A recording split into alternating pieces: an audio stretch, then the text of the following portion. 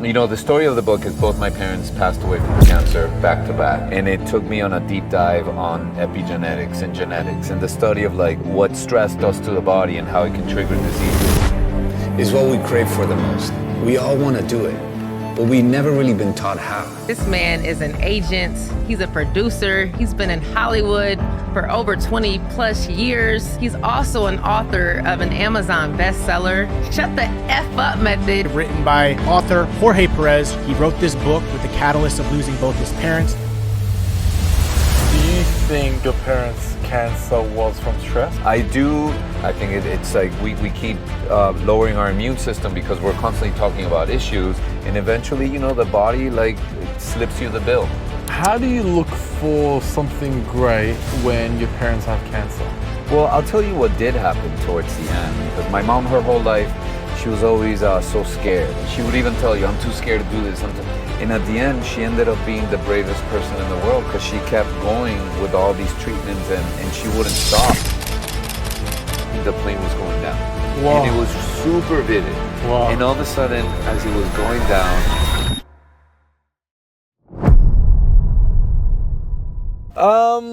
Jorge Perez, ladies and gentlemen, welcome to the podcast. Thank you, George. brother. How are you? Bro, I'm so psyched on. This is the best set I've ever been to. Thank you. I appreciate it. Yeah. Everybody keeps saying that. Everyone's like, this is amazing. For me, it's normal now. This is your life. I look This at it is every day. Monday morning. It's actually like in the way sometimes when you're not podcasting. You got all this camera gear and wires everywhere, and you're just like... Yeah. I've ruined the car, by the way. I've ripped it up and scratched it up. Yeah. And I love that I don't know where to look, but I'll just, Yeah. I'll just, yeah, we'll have fun. You look wherever you want. Just be comfortable. You can Big look wherever you Big want. Brother's watching us Yeah. everywhere. Always. Yeah.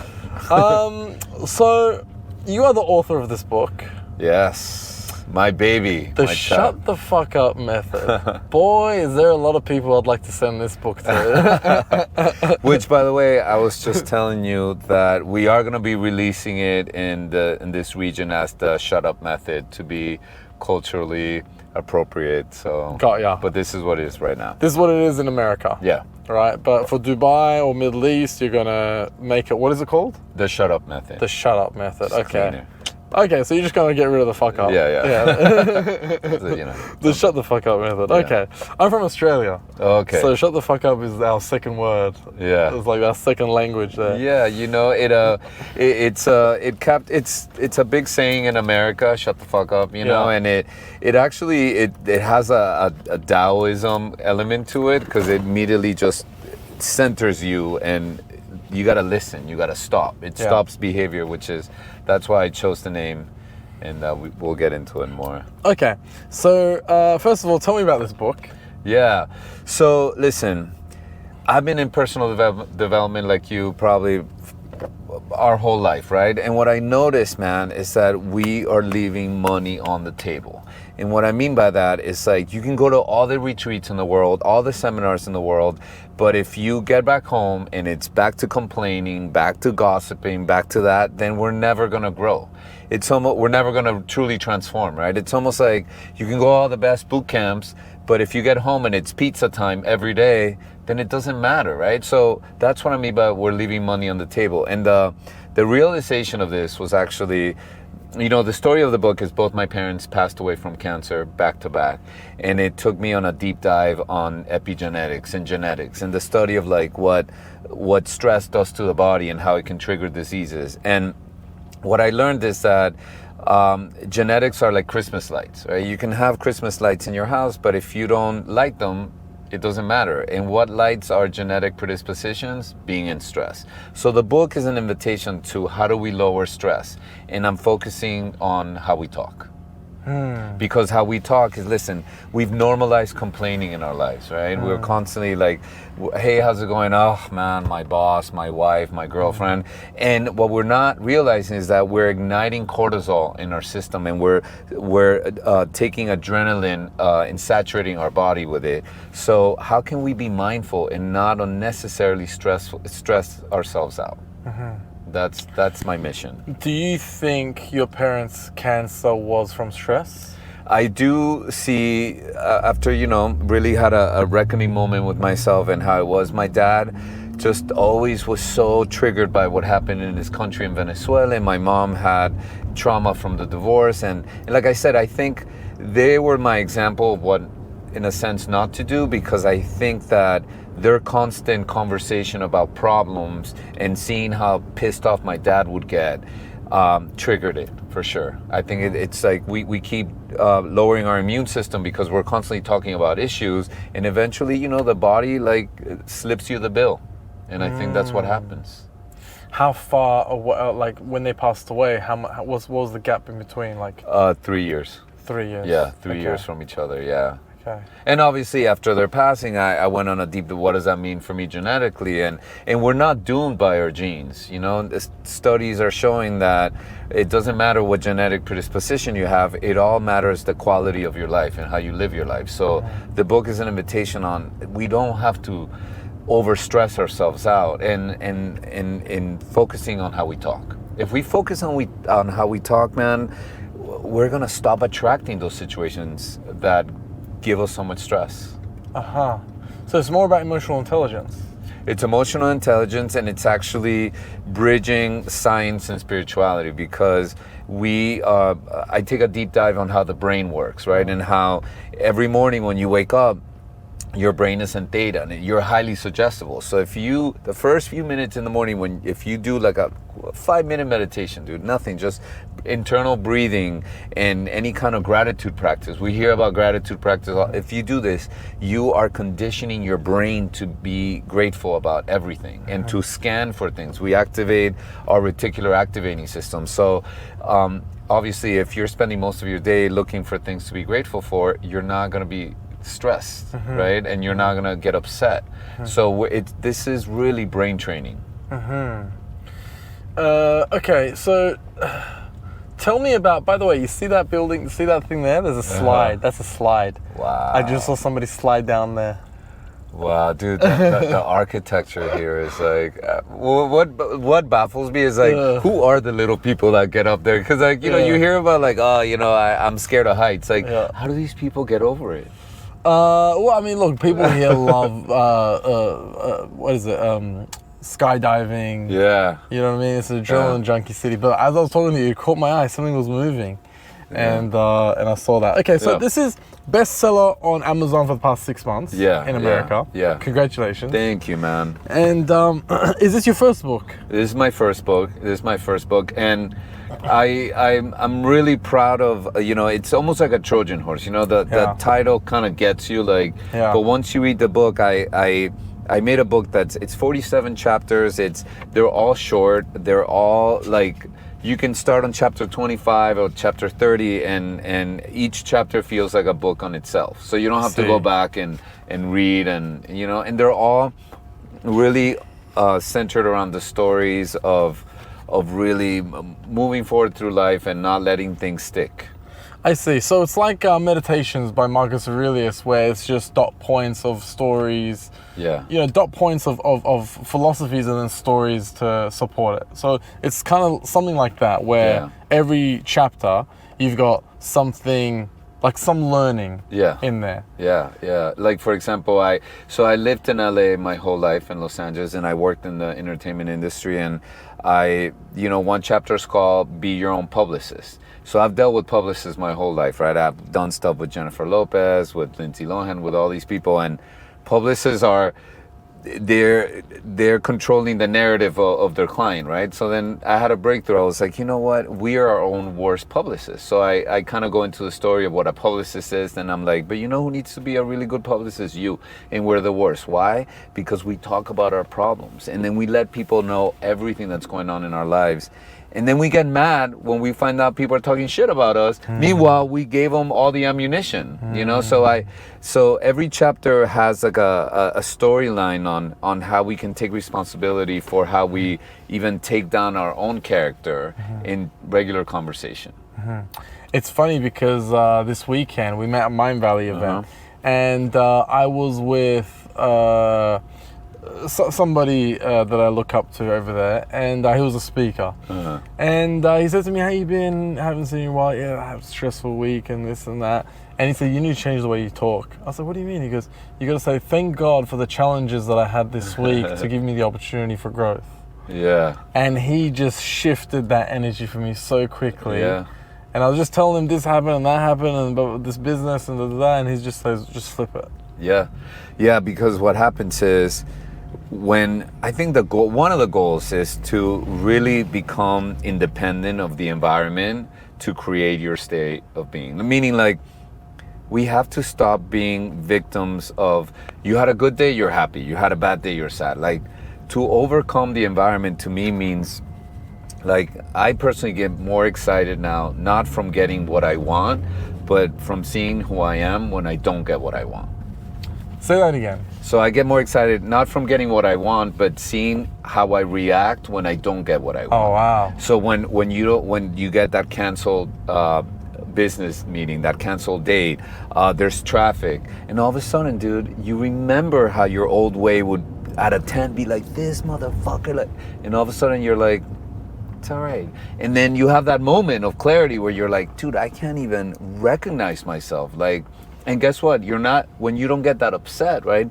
You're not abusing your body, that's what we're constantly doing. We're getting mad at people and we think like we're getting back at them, but we're abusing ourselves when you get so triggered. Yeah. And again, nothing wrong with get triggered, but what if you can start creating a way of being where instead of being triggered at a 10, you're like at a 2.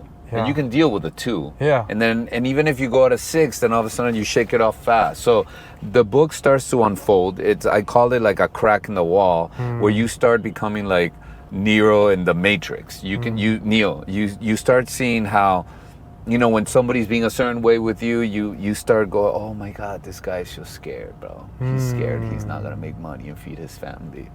And then you can be reactive when you're having that level of compassion and empathy. You're actually gonna be like, "Oh, I know what it's like to be scared. I can see you." And then all of a sudden, one of the chapters is called "The First Act of Defense the first act of war is defense." When there's nothing to defend, then you can't have a conflict. I actually saw that. I was going to ask you about that. The first act of war is defense. Yeah.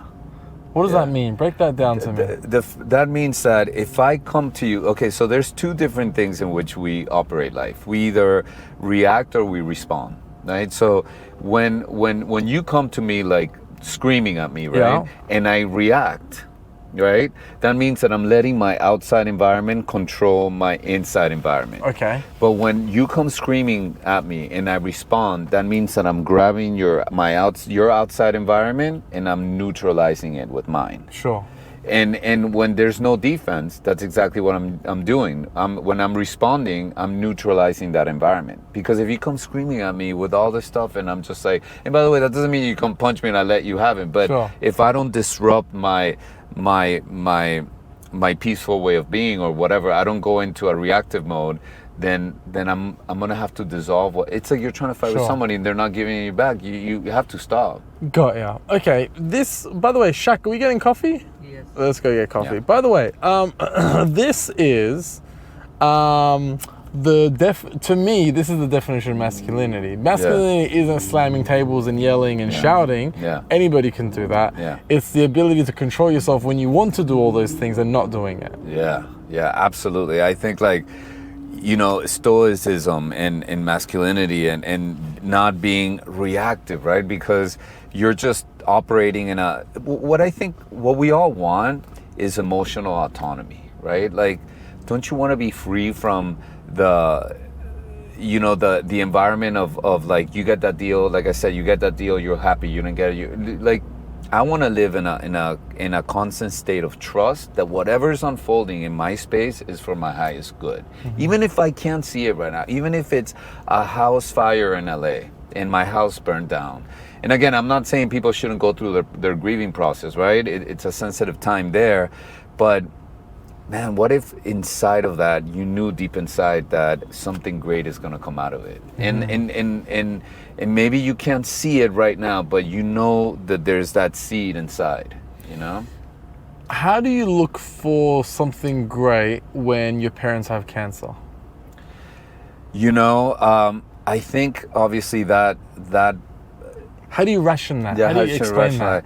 Well, I'll tell you what did happen towards the end, you know, especially with my mom. And they all had to go through the chemo journey. It was really, really long and dragged, right? But with my mom, I remember one of the last conversations that she had with me, she said it was an honor for her to have had the cancer. And I know what she meant by that is because my mom, her whole life, she was always so scared. And she would even tell you, I'm too scared to do this. And at the end, she ended up being the bravest person in the world because she kept going with all these treatments and she wouldn't stop.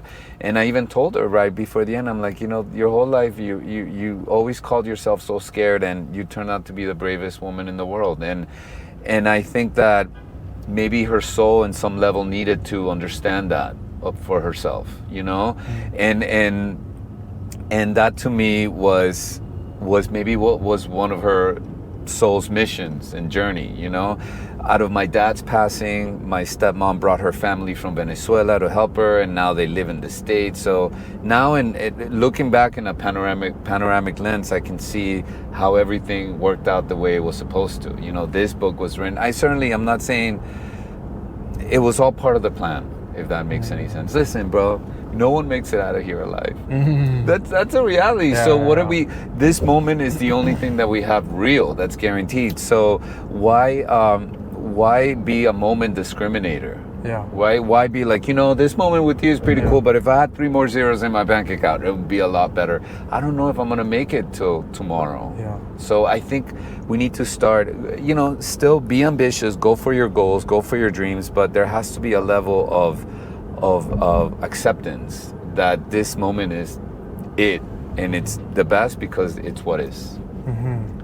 So even in a situation like that, at the end of it, when you zoom out, you connect the dots and say that's exactly how it should have happened. Oh yeah, 100%. I mean, don't you look back in your own life and think like everything was part of the plan? Yes, correct. And look, I've had cancer in the family as well. My cousin passed away, my auntie passed away, but I didn't have it in my like immediate, my mum and dad or anything. Yeah. So for me, because it didn't happen in my close family, in my you know, immediate family, I haven't had to go through that. Right. You know, when my auntie got cancer, my cousins had to deal with that, and they were in another city, and we would just hear on phone calls how's she doing and stuff like that. So I wasn't really going through it. Right. So I always thought, you know, there's different types of griefs, right? Yeah. If a girl breaks up with me, and if there's a living person on this planet, walking on this planet right now, she's not trying to be back with me, then how much more of a reason do you want that is not the person for you? Right. But if somebody has died and you miss them and you want them back, that's a different kind of grief. Yeah. How do you connect the dots with that? That's what I wanted to get into with that question. Yeah, listen, I think, great question. There's moments of vulnerability. Look, so I did my event at Mind Valley this past weekend, and I always do this thing where I bring 2 books and I give them away to a Gemini and Aquarius. Those were my parents' signs. So I always go, who's a Gemini, who's an Aquarius? People raise their hand. I'm like, when were you born? You know, January 5th. Okay, and then I picked up one that's the closest. So they were like, I got my Aquarius, but there was no Gemini. Okay. So then I'm like, all right. Who's your Aquarius? My dad. No. Who'd you give it to? It was somebody that was there that was a participant that was there. Okay, because guess what? I'm an Aquarius. You got it. Yeah. I'm an Aquarius. So I didn't have a Gemini. Nobody was there a Gemini, and I'm like, all right, maybe I'll have to go to a Taurus. And then out of nowhere, last moment, this woman came up. She's like, I'm a Gemini. So I gave it to her, and then I took pictures, and I'm signing stuff. And then at the end, she was the only one left. And out of just a throwaway question, I asked her, when is your birthday anyway? It was on my mom's birthday. Wow. So moments like that I'm like, man, that energy's still with me, you know? And as much as I miss the physicality, right? I'm also so grateful that I feel that energy still around, and your parents are still around, right? Yeah. Let me tell you, their passing, it was such a mind-blown realization that this is not real.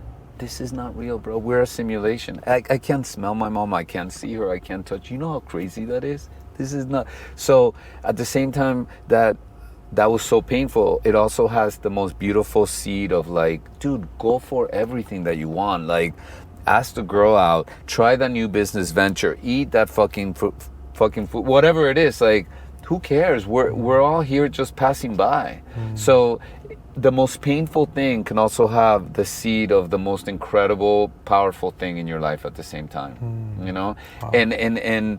And one of the greatest things that I experienced with my dad's passing, you know, right before my dad died, they had to intubate him because he couldn't breathe. And I'll never forget, and this was one of the biggest lessons he taught me right as he was dying. So it was my sister, me, and my stepmom surrounding the hospital bed, and he's signing off like the permission for the hospital to intubate him. And in that moment, dude, I had this glimpse of reality. Even though he's surrounded by family, it doesn't matter, bro. Like, death is a trip you gotta take all by yourself. And up until that point, my biggest fear was always like, man, if I don't build a family, I don't wanna die alone. No, but we all die alone, so it doesn't matter. So in that moment, as painful as it was, it gave me the ultimate freedom to live. And that's the last gift my dad gave me. And by the way, I am pursuing my life and my family and all that, but I'm certainly not gonna waste this moment thinking that I would be better if I had that, because this is perfect the way it is. Had you have gone back, or God forbid you ever get cancer, would you want to do chemo? Because I've seen No, great, amazing question. because I've seen people in going through chemo, going through chemo when they had cancer, and I've also had another friend whose dad got cancer, and he refused chemo, and he went in 2 weeks. Yeah, without pain. yeah. Well, I would skew more to that, just because I lived it through both my parents and I saw what it does to the body. Now, I would definitely get a second opinion if it's something that's like, if it's stage one, stage one, like here we. But if it's like a stage 4 terminal situation, first of all, I think to act so fast when your emotions are so not balanced, like, hey, dude, stage 4 leukemia, we gotta go next week. That's the moment I would be like, everybody needs to chill the fuck out. I'm not doing anything this week. I don't care if the hospital is calling and like, we're gonna drop you as a client. No, you gotta make decisions where you're not in a state of disaster. You know what I mean? So I would skew more into making a decision when I feel centered. Not again, I'm not judging how my parents did, but I remember when my dad got diagnosed, it was like the next day he was in the ICU. They were it was an advanced stage 4 leukemia. And listen, did he live a few more months? Yeah, but with quality of life. He was just in the hospital, just getting nuked every day, wasting away. I listen, he gave me both of them gave me the gift of what not to do. You know, my cousin, same thing, had brain cancer. They kept him alive for 16 months. And brain surgery, it just kept going. Yeah. He had 16 different spots in his brain, 39 years old. Yeah. And same as my auntie. They kept her alive for like over 1 year. And my mum would call me crying from the hospital saying, if I ever get cancer, do not keep me alive. Like, just seeing her gasp for air, I don't want that. Yeah. Hey, listen, it's tricky because, you know, at the end of the day, it's a business, right? Cancer is a business, like treatment is a business. So of course, it's almost like they're selling you products. So they're like, yeah, no, put them in this machine, and then after a while, because I lived it, right? And I hope none of your viewers ever have to go through something like this, or it's tough because it's almost like mini businesses. Like the lung guy is a business and the heart guy is a business, and they're not even talking. They're just promoting their machine, and they're like, yeah, we have them in this machine going, and then the heart guy doesn't even know, and it's everybody. It's almost like a trade show of like machines, and they have them hooked in all these different machines, telling you, yeah, but this one can create. And you're just like, are you kidding me? It's a business to have them alive because they're invoicing every day. Wow. And at the end, my sister, who's the love of my life, she had to pull in the plug, and the lung guy was like, no. And the other doctor was like, his brain's dead. There's nothing to do. And the lung guy was like, no, we should give it another week. It was like that, bro. Like that. Like savage as fuck. Again, here's what's beautiful, right? And my book fucking guides you to this. I don't blame CNN or Fox News or whatever for showing stories about murder and rape and war. Why? Because that's what creates ratings. Because our survival mechanism is what's controlling our media consumption, right? you're that CNN sales rep, guys. You want to take your family to Mexico on vacation. I get it, you know? So it's like, don't hate the player, hate the game. So I'm not blaming Big Pharma. Like, it's a business, you know what I mean? There's nurses that need to live. There's nurses that have children that they need to feed and go to school. So I think when we stop making it personal, then we could not feel any kind of a resentment or hatred towards like, oh my God, you use my dad as like an experiment, but we can be like, oh, I'm not down with that, bro, and call it. Does that make sense? Yeah, I mean, I've never done a podcast where we go down this route, but I think it's powerful, bro. I think because these are real things that people will go through. Yeah, of these course. Decisions, you know? I mean, I 100% agree. I thought we were going to talk about manifesting and shit. Don't manifest this. Don't manifest this. Yeah. So I guess, you know, so if I understand what you're saying. If it's stage 1 and it's small and it's like skin cancer or whatever it is, right? Something that you have a good chance. Yeah. But if it's stage 4 pancreatic and it's like, oh no, this is terminal. Yeah, bro. Then do not try to extend your life with chemo because it's not a good quality of life. Go out peacefully. Yes. I mean, that's what I would do for me. I honor whoever needs to not do that and wants to go through that whole adventure. God bless, you know? Yeah. It's funny, not funny, but remember in Miami, there was this big building in Surfside that fell like 3 years ago. This huge building that fell and a bunch of people died on the spot. And it was around the time after my parents died. Why did it fall? It had construction. It was like this. It's changed the way buildings are now made in Miami, and it was a big mess. 3 years ago. Yeah, like 3 years ago. And I remember that you would hear stories of people that were just having breakfast and then like the roof just collapsed on them, you know. And then it was around the time when the COVID vaccine happened. And actually, you would hear stories of Argentine families that came to Miami to get the vaccine, the COVID vaccine, and then that's when they died. And then I was thinking, man, isn't that ironic, right? You fly to extend your life, and then because of that trip, it's over. Yeah. But anyway, so then I would hear stories of like the ceiling just falling on a person, killing them on the spot. And I remember like thinking like, oh man, that's delicious. Sign me up, you know? Because a quick death, man, what a blessing is that? Yeah. Not to have to go through like the months and aggravation of a long chemo. Yeah. So that's when people talk about like massive like nuclear destruction of like, I always say, well, it beats like a really slow prostate cancer. Or you know what I mean? It's like, I don't know. I think that the quicker, the faster. Is better. Yeah, the like better. A plane crash. Let's not talk about that as I'm going 16 hours in a few days.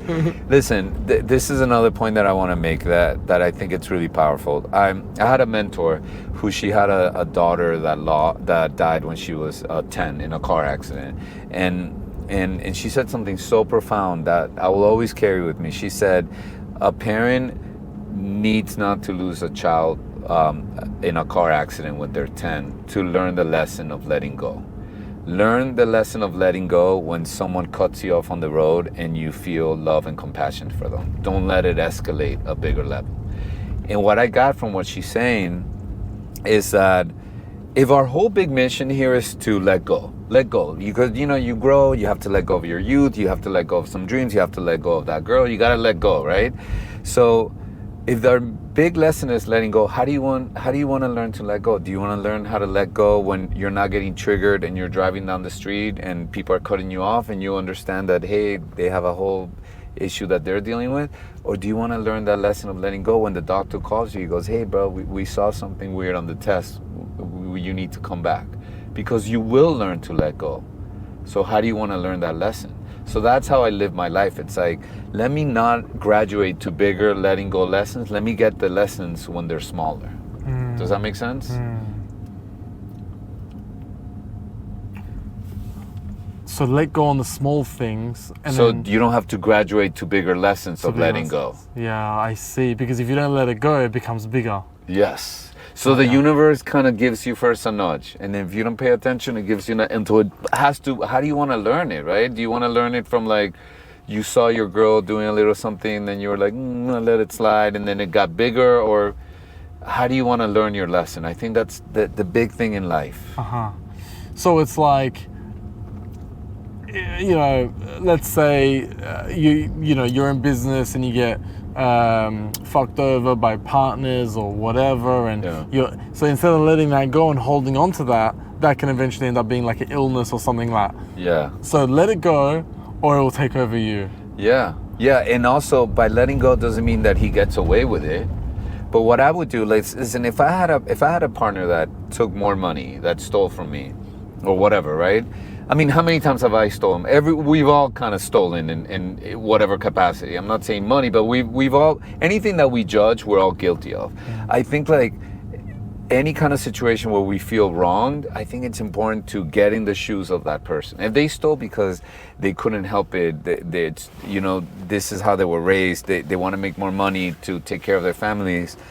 I think it's really powerful to get in the space of you having compassion and empathy while they did it.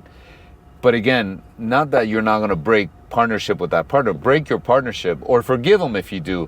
But where we fail is when we walk away from a relationship, whether it's a business partner or romantic, and we feel victimized by it. When we feel victimized, we're cementing patterns that this kind of stuff happens to us, and in my experience, it will repeat again because you've identified yourself as like, oh, that guy fucked me over.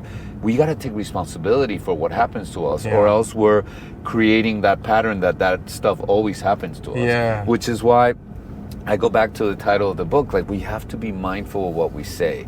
Listen, quantum physics shows us the power of the observer, and I'll tell you what that means. So let's say you look at an atom, right? And you see the electrons in the atoms, and you look away, those electrons disappear. That means that you, right, as Raiden, the observer, when you observe someone and you go, bro, that guy is a dick, I don't trust him, you just locked in those particles. So that person has to occur that way. So observation is actually not passive, it's action. So now when I meet somebody I don't like, the first thing I say to myself is, bro, I'm gonna be so wrong about you. And I find that one thing that makes me have compassion for them. And if they're really bad, then I'm like, bro, your parents must have dropped you 10 times. Like, you got to find that one thing that makes you tolerate and have and still, that doesn't mean you need to be their best friend. You can walk away, but don't walk away with this feeling of victimization and wronging the world. Does that make sense? But if somebody's so bad and they're continuously bad and you give them a chance, do you then find the empathy to go, you were probably raped as a child? I don't know. Do you find empathy in going, you probably had something really bad happen to you that's made you the person you are today? Yeah, that's where I would go. I mean, listen, it's almost like you have a toolbox of tools and skills. Like, you got to try as many as you can to get you at a place of peace about the situation, you know? Yeah. Because if you walk away from something with like, man, I don't like that guy fucked me up, and people ask you, hey, so what happened with Tim? You're like, damn, Tim's a fucking dick, he's a thief. Like, you're cementing that there's people like that in your life, so they have to come back to you. We don't attract what we want. We attract what we're energetically aligned to. So if someone comes in to hurt you, there is an energetic attraction that we have going. Again, I'm not saying you deserve, this is not morality. I'm not saying you deserve that someone stole from you, but there's a bigger lesson why that happened to you. Maybe it happened so you could forgive them and you could forgive yourself and you can move forward and you could understand. Or maybe if someone stole money from you, it happened so you could understand how you can be okay with that and how powerful that is. You're not at the mercy of people treating you good for you to feel good. You can feel good even when someone steals from you. Maybe that's the big lesson for you.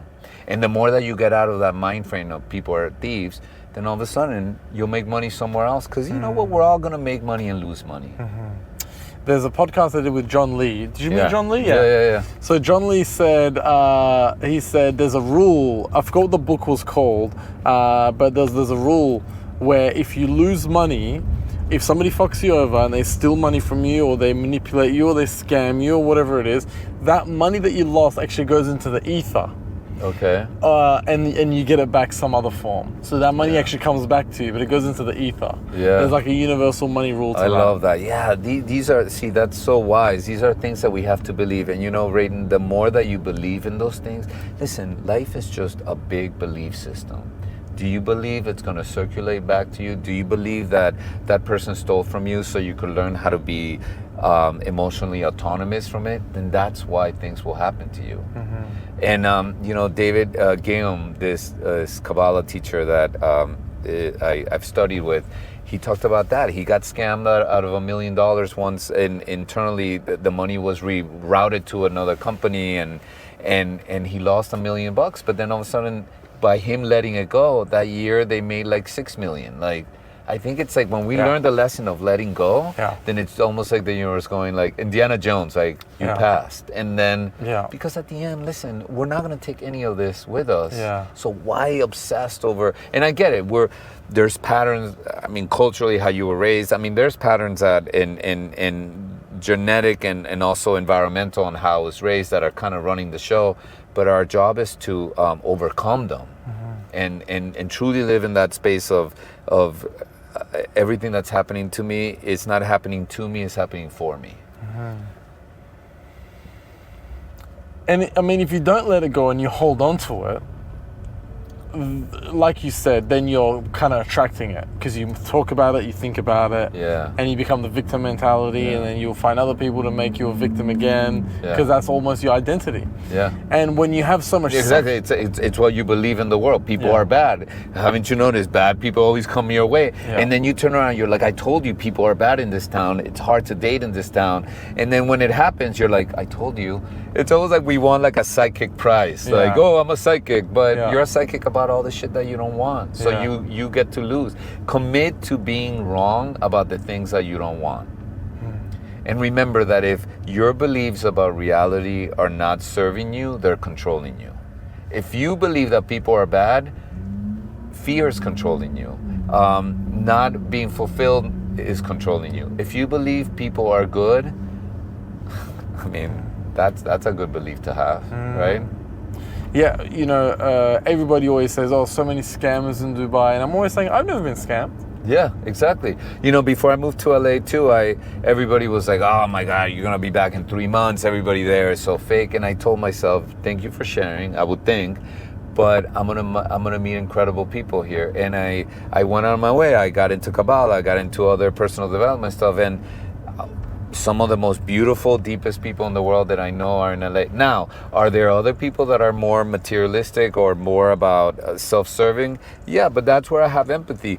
Dude, LA, for example, is built from people that were like not cool in high school and are moved from all over the world to show the world, like, I'll show you. So I actually have empathy that these are people that are trying to right something that felt wrong to them their whole life. And if I can look at you that way, then I've taken away 90% of why I would be even triggered by you, if that makes sense, And once you start doing that, you're going to see how much more positive everything's going to get. Yes. How much easier life's going to get. Because when people hold on to this suffering, and if you tell them to let it go, they're like, what? I don't want to let it go. Do you know how much I've suffered for this? Do you know how much I've suffered for this? I'm not going to let this go. As if like, I've done so much suffering, I'm so invested that I can't let it go now. Well, it's your personality. Oh, and here we are with the coffee. We are. What do you usually get? Recently I've switched it up. Hi, how are you? You good? Good, alhamdulillah. I'm good, okay. I'm good, thank you. You're from shooting? We're filming, yeah.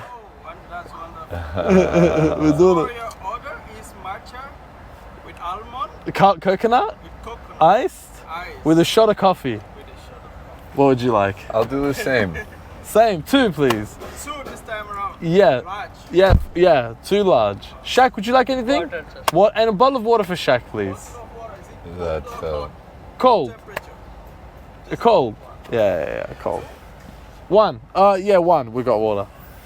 in the book I have the shut the fuck up 10 commandments, right? And which are kind of like the guidelines for the stories, right? And like number 1 is, if you're gonna talk shit about someone, don't use their name, use my friend.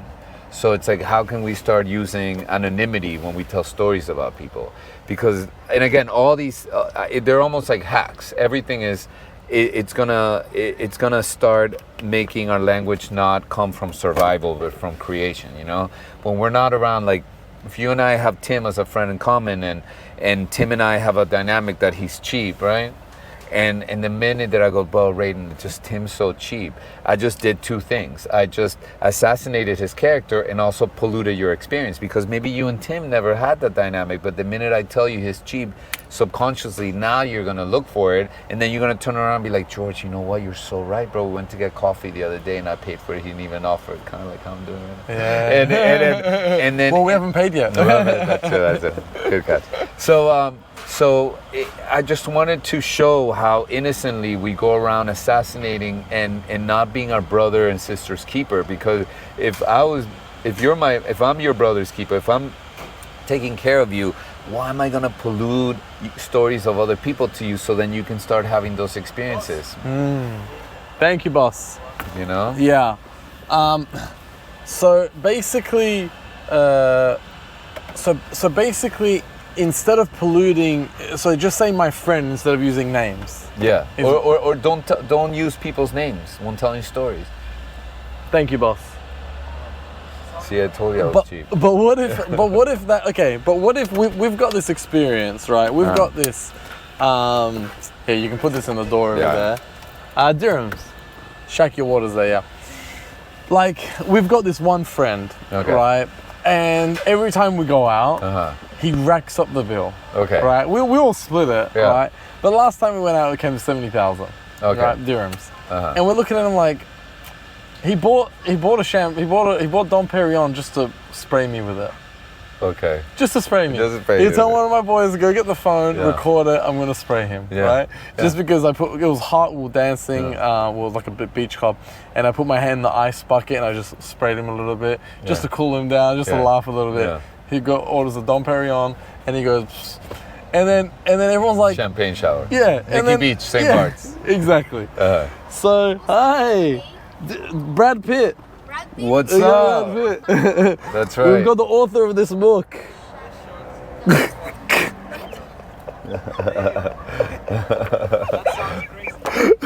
Just to hear her say that is like, thank you, my brother. Some of them, the content may be amazing. Yeah. Because we cannot judge the book by the cover. Oh, there you go. That's the ticket. See you, brother. Do we get a straw? We just straw? Yeah. Straw. Shaq, let's go to Kite Beach. Let's do a couple of laps there. I mean, he sounds like he's read your book. Yeah, I love that saying. Thanks for that, bro. Thank you, bro. Okay, maybe I would like your IG so I can follow you up for the book. Yeah. I can swipe my eyes there and see what. Yeah, dude, Jorge Perez, JR. Okay, just add a JR at the end on my name. George, is it Jorge Perez? Yeah. Okay.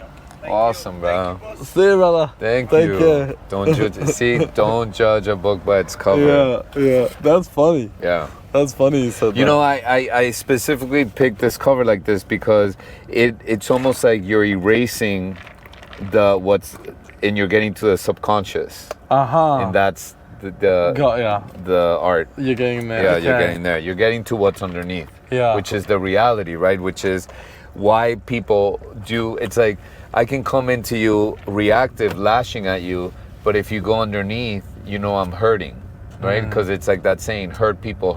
Yeah. So if I'm hurting you, and you can look at me and go, motherfucker, I want to hit you, but I know that you're hurting. Oh man, then now you're alchemizing. You're an alchemist. You're alchemizing my being. By seeing what's underneath. Okay. But yeah, you were talking about the champagne shower. So, there are some people, you gotta push it down. Yeah. There are some people, when you say, oh, Tim's cheap, right? There are some people that are actually like, man, I'm not going out with him anymore. And everyone's like, yeah, I'm not going out with him either. He does this, he does that. We had to pay like, I don't know, let's say there was like 4 of us, whatever. Amazing. There's some people that are just generally, everyone's like got the same notion, right? Yeah. Now, what do you do in that situation? So let's say there were 5 of you. There's 5 friends, and Tim is part of the 5. Feel free to have that discussion with them because you guys are all victims of Tim's cheapness, right? Yeah. But next time you talk to somebody else and Tim's name comes up, don't tell him the champagne story. Yeah. But you can tell, listen, tell the source. And by the way, I invite you to tell Tim, be like, bro, that doesn't fly, bro. Yeah, like we next did. time you're going to do, exactly. Yeah, so you yeah, did we that. did. And again, with those 5 that were involved, you can have those conversations. Yeah, but yeah. just keep in mind, the more that you discuss that he's cheap, the more that you're cementing those patterns so he stays being that way. The more, listen, here's the thing. When we don't talk about anything that we don't talk about, whether it's good or bad, we suck the oxygen and it has to die. So life is almost like you walk into a room and the left side is a mess, but then the right side is pristine clean. You want to just pivot to the right and just stare at that clean room and have that clean room grow and grow and grow. By the way, that doesn't mean that you don't hire a cleaning service to clean the left side, but don't go around talking about what a mess this is, what a messy room, because then what you focus on just grows. That's what's so cool about science and spirituality now merging. Like we're showing how the observer, when you're checking out atoms, by you observing something and putting attention to it and talking about it, it starts to grow. Now, that doesn't mean that you don't take action. Like, I'm a Venezuelan citizen and Venezuela is going through stuff. I went to a protest because I'm not aligned with the government staying in power when they clearly lost. But what I'm not doing is I'm not calling everybody to tell them how fucked up it is and how fucked up this guy is and how. You see what I mean? But like, limit your conversations about what you don't want. Take action and then let it go. Did you find your father would always talk about how bad the government is? Yeah, and it's not more than maybe your average person in Venezuela. It's an obsession that everyone has, and I would see him and it's interesting because my dad was always like the fairest guy. He was so honest, but then he would judge the shit out of anybody else that wasn't. And by the way, that's like, if I judge you for not being honest like me, that means that I'm delusional, because how do I know you even have those skill sets? Like maybe you weren't raised that way. Maybe your personal genetics have you, it's like, listen, we all came from a lineage of people that did really fucked up shit. No one moved to other countries because it was a little chilly. People stole, they lied, they cheated. People were left on boats. They felt bad that they left people on boats. You see what I'm saying? Like, go into your lineage and you're going to find some shady shit. So we have to have compassion that we're also the descendants of people that had to survive. We're survivors. Now, we're at a really pivotal, amazing point where we have so much emotional technology to deprogram us from so much survival. Remember, our brains are wired to survive. They're not made to make us happy. So our default setting is going to be surviving. We almost have to. We're starting in less than zero. So we have to, through meditation, through gratitude, through having these conversations, having people that have these kind of ways of thinking, we start detoxifying our very primal ways of being. Of how we're talking. How important is it? Okay, so this is how you talk to other people. Okay, you tell people. By the way, we told Tim the next day. We're going to use the word Tim. Okay, yeah. I'm not going to mention your name. You're lucky. Champagne dog. Out you. Out you. Yeah. I said to him the next day. I said to him, he came because we had an event the next day. And he came and apologized. He's like, guys, I'm sorry. I just want to apologize to everyone. Blah, blah, blah. No, I got out of hand. And as though next time I'm in control. And if you override it and you do your thing, I'm not paying anything. All right, let's go to a deal. So like that's it, because he knew like he fucked up and stuff like that. He got a little bit too excited, but it's fine. And even when I talk to people, they go, "Oh, how's Tim?" I was like, "Man, the boy loves to have fun." Yeah, like, exactly. That's how I talk, right? Exactly. Okay, so that's how you talk to other people, right? About him and about Tim and whatever, right? Yeah. How do you talk to yourself? Okay. What's the self-talk? So here's what happened, dude. I'm not a. Well, how are you supposed to talk to yourself? Well, I'm not a religious guy, but I'll tell you, the Bible kind of had it right about this. The Bible said, "Love thy neighbor like you love thyself." If I hate you, I hate me. Because if I go around judging you, I have to be that way when no one's around. So by you having more empathy and compassion with others, with Tim, and be like, you know what, he screwed up, you're gonna start having it with you. So you're gonna find yourself talking less negatively about yourself. This is what happens to me now, and it's gonna happen to you. Now when I go into conversations with people that are bad-mouthing other people, I actually feel compassion, because I know that when everyone leaves that room and it's only them, they start attacking themselves. Oh, wow. So the more that you see that people doing that, like, I don't judge anymore. I actually go, wow, man, you must go to town, bro. Wow. Because that's what happens. People try to create relatedness and community through trash talking people. Again, survival-based conversations, right? Created by the amygdala, that part of our brain, gossip and complaining. So now I don't judge it. I just feel a lot of compassion. And I got to tell you, from my experience, the more that I've adopted the method, by the way, number 2 is, if you walk into a gossiping conversation, you will not add to it. You will only say, I hear you. So if somebody was like, bro, Tim's such a fucking mess, bro, and you go, yeah, man, I hear you, bro, I hear you. Like, they're getting an agreement, but you're keeping your integrity. And who cares what they think? You know that you didn't jump on the bashing. And that's what's going to create a whole different rating, because you're going to know that you're the kind of person that doesn't jump into bashing people just because other people are doing it. You know, so that's number 2. Number 3 is, if you have a problem, right, tell one person or just your therapist, and that's it. Stop creating networks of conversations, right? So let's say you have your girlfriend and then you guys get into a fight, and then the survival mechanism, once you go around telling everybody what she did, and then now you clean it up with her, but you have to be responsible that you created a whole network of people that now know. They're gonna be like, hey Brandon, so what's up with your girl? You're like, oh yeah, we're cool, I forgave her. I don't know about that, bro. And then all of a sudden, that scab that you were having, you picked it. So, wow. Or now they don't want to invite you because they were like, yeah, fuck her. And then you're like, no, we're cool now. We're cool now. And then they're like, dude, that's not cool. We got to be responsible for our friends. Yeah. We drag them into this mud, and then we think that they're machines, that they just have to get over it because you got over it. Yeah. And that's not fair. So minimize who you tell. Pick that one person. And guess what? And what else? Tell that person they're going to be the only person that you're going to tell, because that actually creates a powerful bond between the two of you.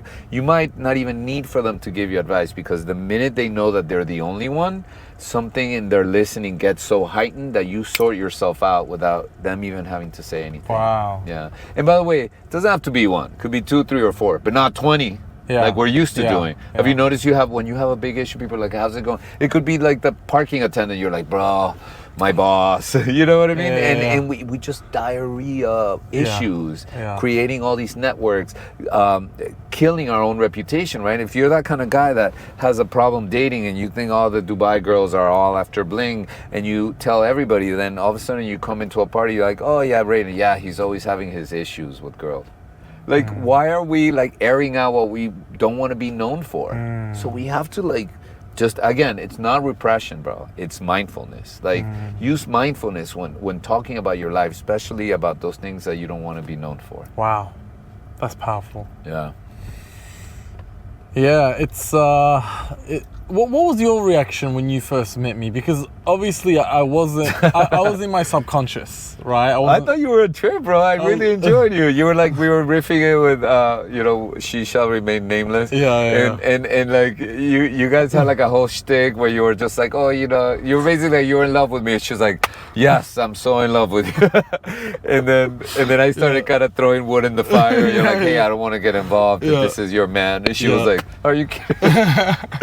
So I just thought you were awesome, bro. You were like, I can feel your heart. You're open. You're fun. And then I told you about the book. You were cracking up, and then I didn't feel that. Well, what was your thought about that's exactly you hit the nail on the head with me. Very open. My family often say to me, you're not smart enough to have two sides. You've always got that one side. You're so simple.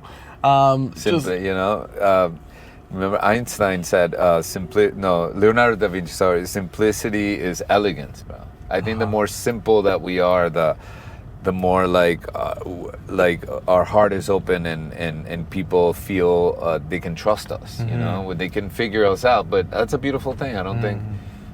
Yeah. No, I wanted to know that because I was in my building. It's beautiful, huh? Yeah. It's gorgeous. So cool. I love Dubai, man. Yeah. Are you moving here?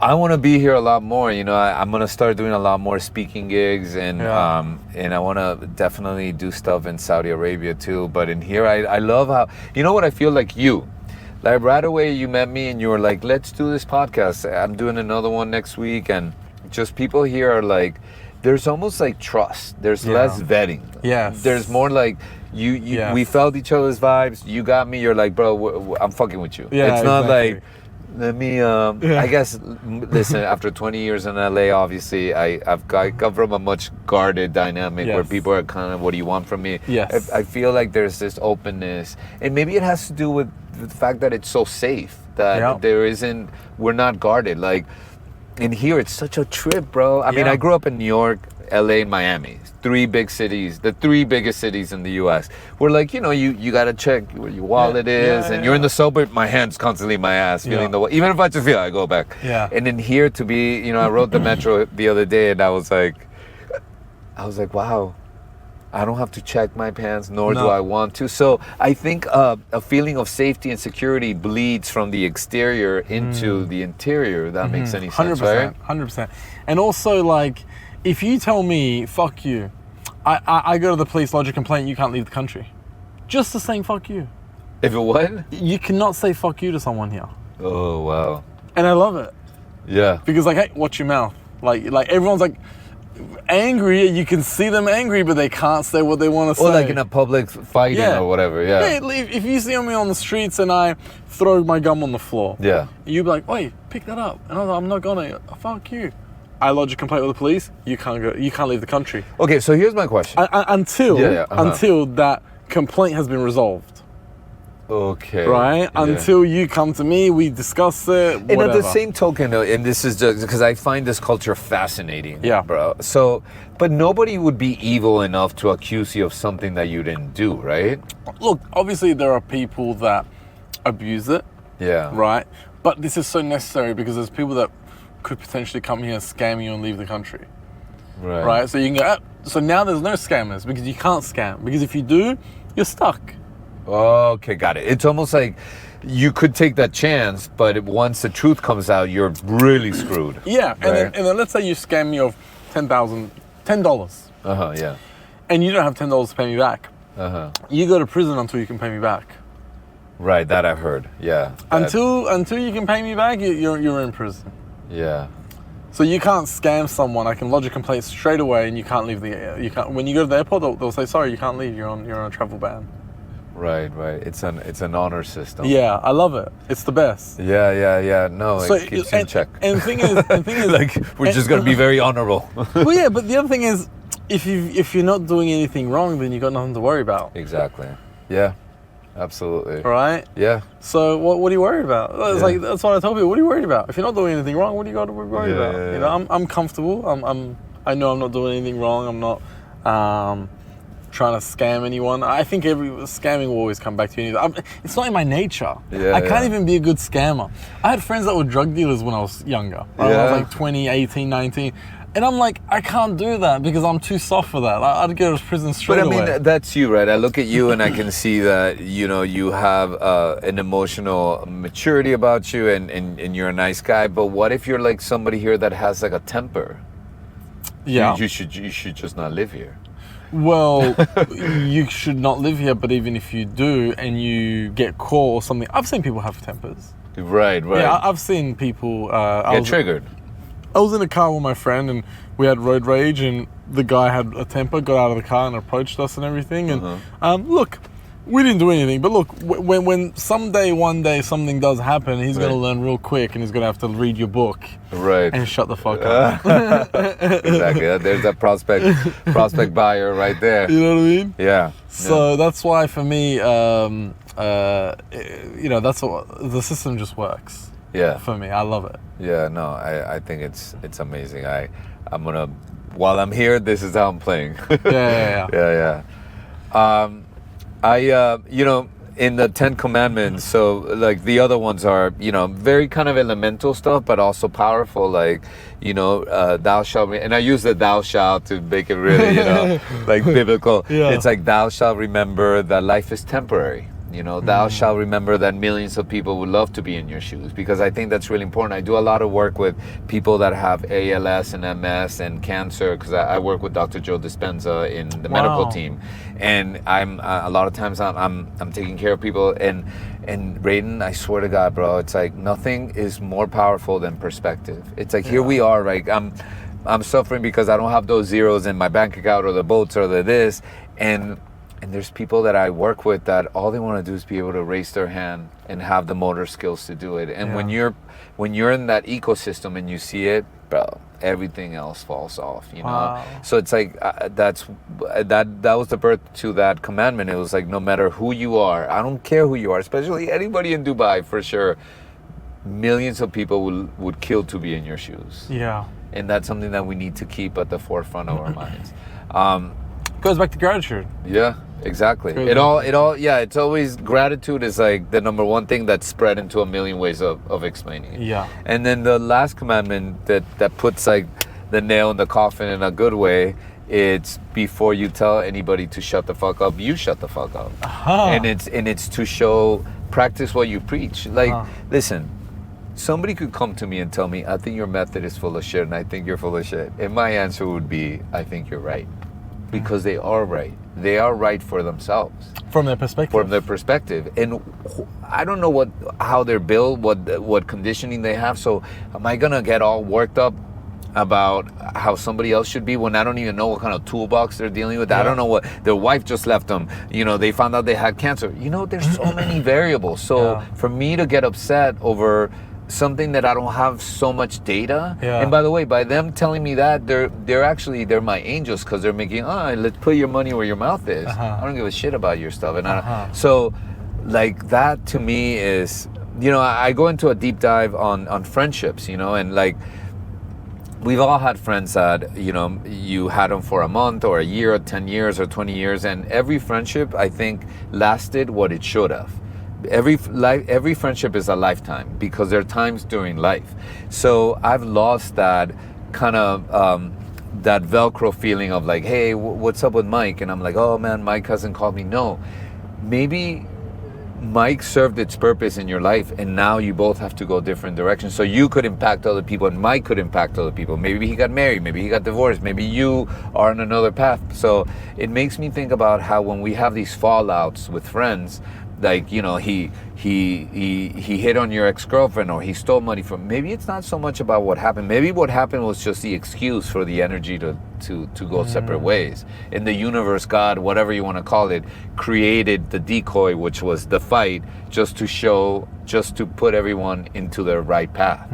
You know, and I think it has to do with, you know, we tend to remember how something finished by the ending. Like Mike screwed you over, Mike. But what I invite people to do is like, how about you remember a relationship not by how it ended, but by like a screen grab of the good times, you know? Because listen, at the end of the day, an ending is not sexy. Either somebody dies or they screw you over. So how about like making an effort to remembering a friendship with by the good times, by that screen grab of the highs, you know?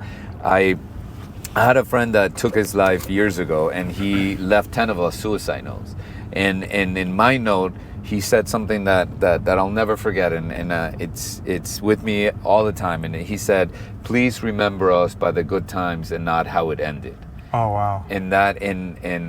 And that's how I think we need to approach any relationships. Like they served the purpose. And listen, there's people that I love to death that I probably won't ever see again in my life, and I have nothing but the best wishes for them. They served their purpose. And if they come back, great. And if they don't, I'll have somebody else in front of me that's the one. If that makes sense. Wow. I mean, if you think like that, you become so light. You become so, you know, you can just jump from, you know, you become so free. Yeah. You know? You become like a lover of what is. Yeah. It's like, why would I want that when I have this? Yeah. Like, there's nothing in the world that I wanted to more than have this conversation with you in this car. And you know why? Because we're having it. Because in this moment, you're the one. And then I'll go out there, and it'll be the cleaning lady, or it'll be my lover, or it'll be my kids, or it'll be like whatever. But I'm not insane anymore to think that I'm here with you and I need to be somewhere else.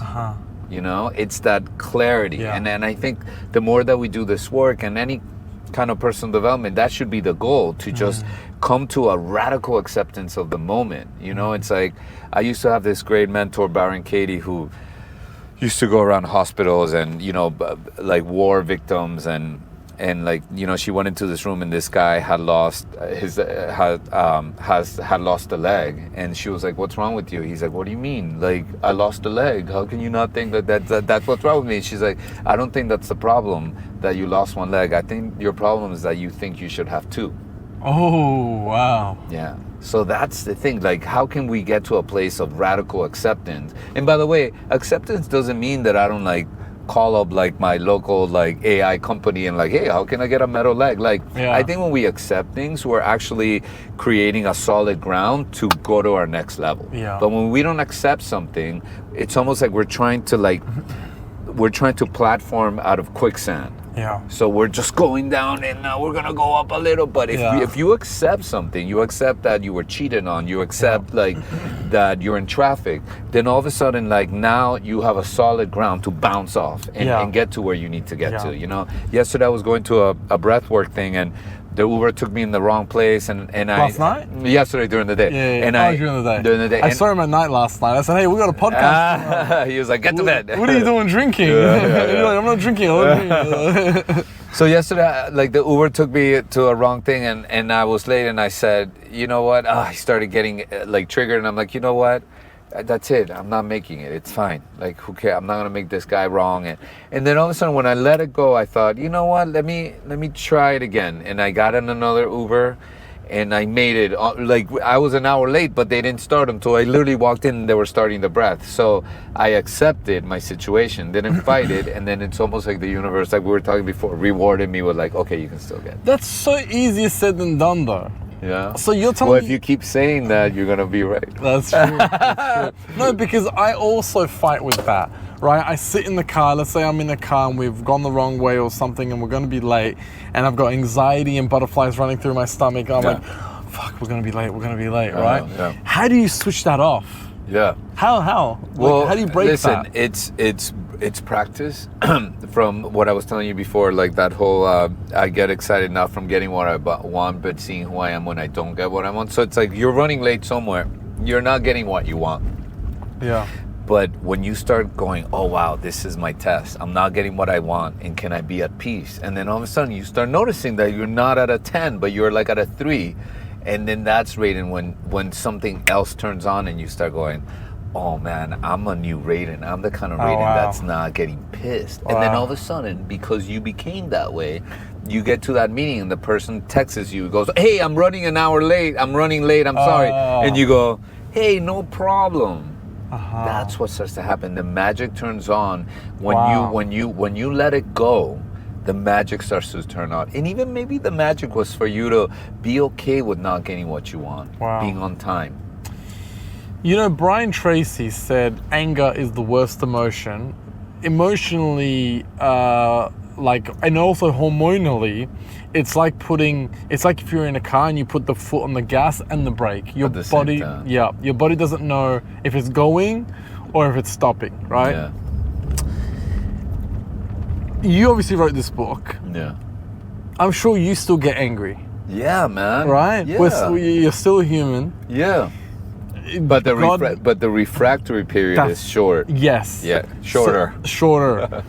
What makes you angry, and what methods do you have personally to make the bounce back shorter? You know, I love this question. In my experience, and I want I'm curious to see how it happens to you. Like, I think different seasons in life detonate different ways of being. There's ways of being that I get angry about stuff and I'm like, where did that come from? And then I have the option of like going nuclear on myself, going, oh my God, I wrote a book about this and I can't believe that, you know what I mean? So yesterday, another Uber to go to the party that I saw you took me to the wrong address, which the day before I was at Iowa too, so I went through it, but this time I knew. So I tell the Uber driver, I was like, hey, just put the address on your thing, and he can't find it. He's like, no, you have to do it from your app, and you know, the English is limited sometimes. And I feel myself, and I go, bro, just pull over. And while I'm saying this, I'm like, dude, I'm being such a little bitch right now. I'm like, just pull over. And then I said, okay, I'm just being reactive. I'm not gonna be an asshole, okay? And then I figured out how to do it on the app, right? So then I was like, hey, and then he goes, okay, now it worked. So all I can tell you is, again, my whole method, this isn't about making yourself wrong when you get triggered. This is about doing it with mindfulness. Listen, I'm not saying you're not going to gossip ever again. You see something about J-Lo and Ben Affleck on that, like somebody, but when you do it with mindfulness, you're going to do it like maybe once a week instead of 7 days a week. And that's what I think happens to me. Like the refractory period, a period of upset is just so much shorter. And I recognize it and I acknowledge it and I pat myself on the back. I'm constantly almost like, the more you acknowledge how well you're doing, the more that it's going to start becoming more in your life and you're going to see it more. So yeah, to answer your question, I think it's, I can get triggered like I did yesterday twice by 2 Ubers, one in the morning, one at night. But I can also like pat myself on the back of saying, well, the first one I made it right on time. So it's like, man, how amazing that like the universe showed me, you let it go and here's your reward. Or at the end of the day, I let it go. And also, it's not like we have to be there at a specific time, but I think I'm not a victim, bro. I'm not a victim of an Uber driver. Oh, and then I had to give him a review, a thing, and all of a sudden, like, I went and I put 1 star, and then I was like, no, this wasn't even, and I put 5 stars, and I sent him a so I think, like, my biggest win, and I've never really said it, so thank you for asking. My biggest win is that I don't get to walk away from any situation as a victim. Wow. That's my biggest win. It's not even getting what I want. Is how are you walking away? Wow. It's hard. That's a hard line. Yeah. This strategy would be very difficult for perfectionists. Yeah. I can see that. Right? Yeah. It would be very difficult for perfectionists. Yeah. That I believe this to the core, that there is a correlation between perfectionism and fear. Okay? Because think of how many perfectionists don't get to finish their book because it's never good enough. Listen, my book had a bunch of mistakes and people still find mistakes in them. And it's great. I tell all my friends, dude, when you find a mistake, let me know.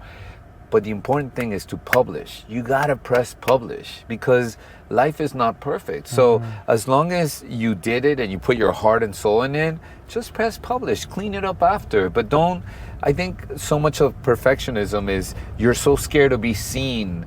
It's control. You're so controlling on how you want to be seen that you won't allow anyone to see it until you're seeing it. And I know that, listen, you hear that, some astrology signs are more controlling and perfectionist than others. I think women, for example, in any culture, women are socially more like a woman can't pick up an iPhone and start making a video, I think, like you and I can. Like, hey.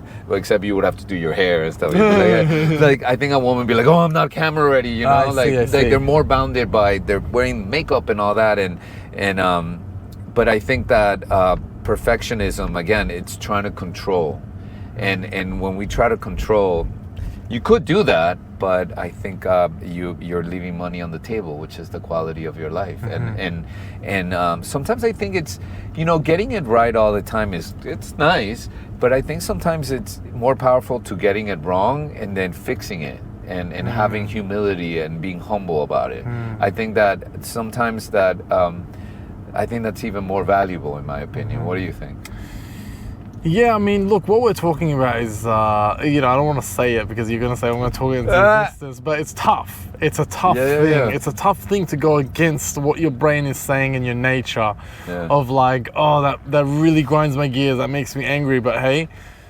So to answer my question, what I asked before when you said, when I asked, what's your refractory period where you jump back? It's probably from your answer, what I took away from that is mindfulness. Yes. Just going, but that anger doesn't go away. You know what? What do you do with that anger? Yeah, so the anger, in my experience, it just becomes more subtle. Because now I've become such an expert of what feeling good feels like that my body right away goes, I don't want to be here too long. I'm not saying not to feel, right? I don't think, listen, like the different brain states, you have theta, you have alpha. Beta is very active, right? Beta is connected to fight or flight. fight or flight is great if you have a presentation to do or you have to clean your room really fast. Nothing wrong with a little beta, right?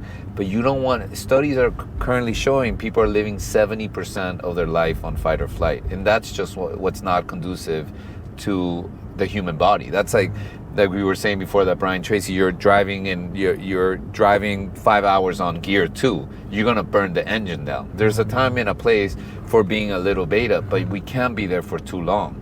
So I think the more that, like for example, I've, through the meditation work, through being in these conversations, through gratitude, I've kind of normalized my nervous system to really not make it being home being a state of stress or rage. So I can go to those states, but I don't fuck with them too long.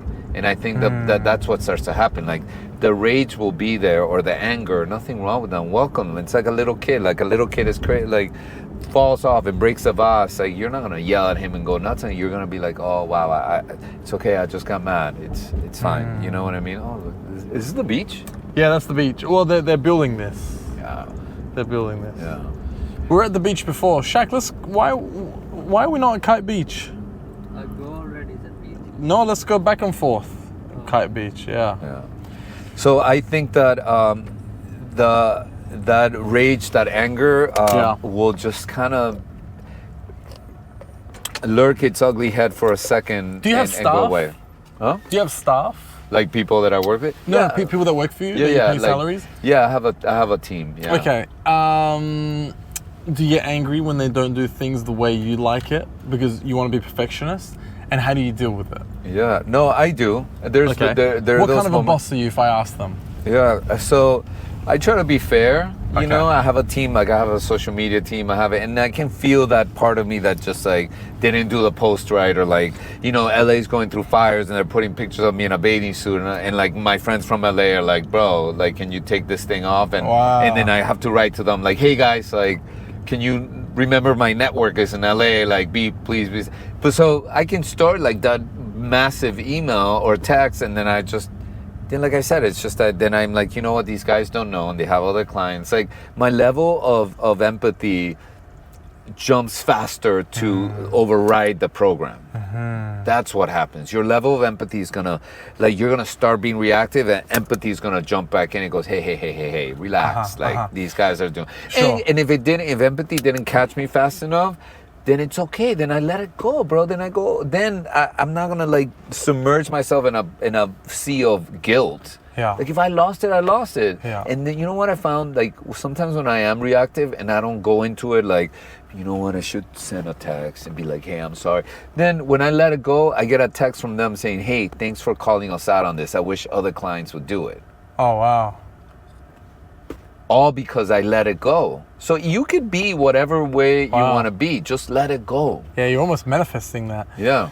Okay. Dude, is that a sword? That's a sword. I went to a costume party. You're and, like, so let me ask you a question. I was like, answer the question. You should always have that as I do.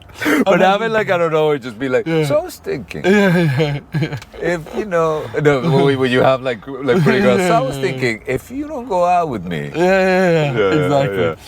To be honest with you, this has been in my car for over a year now. Over a year.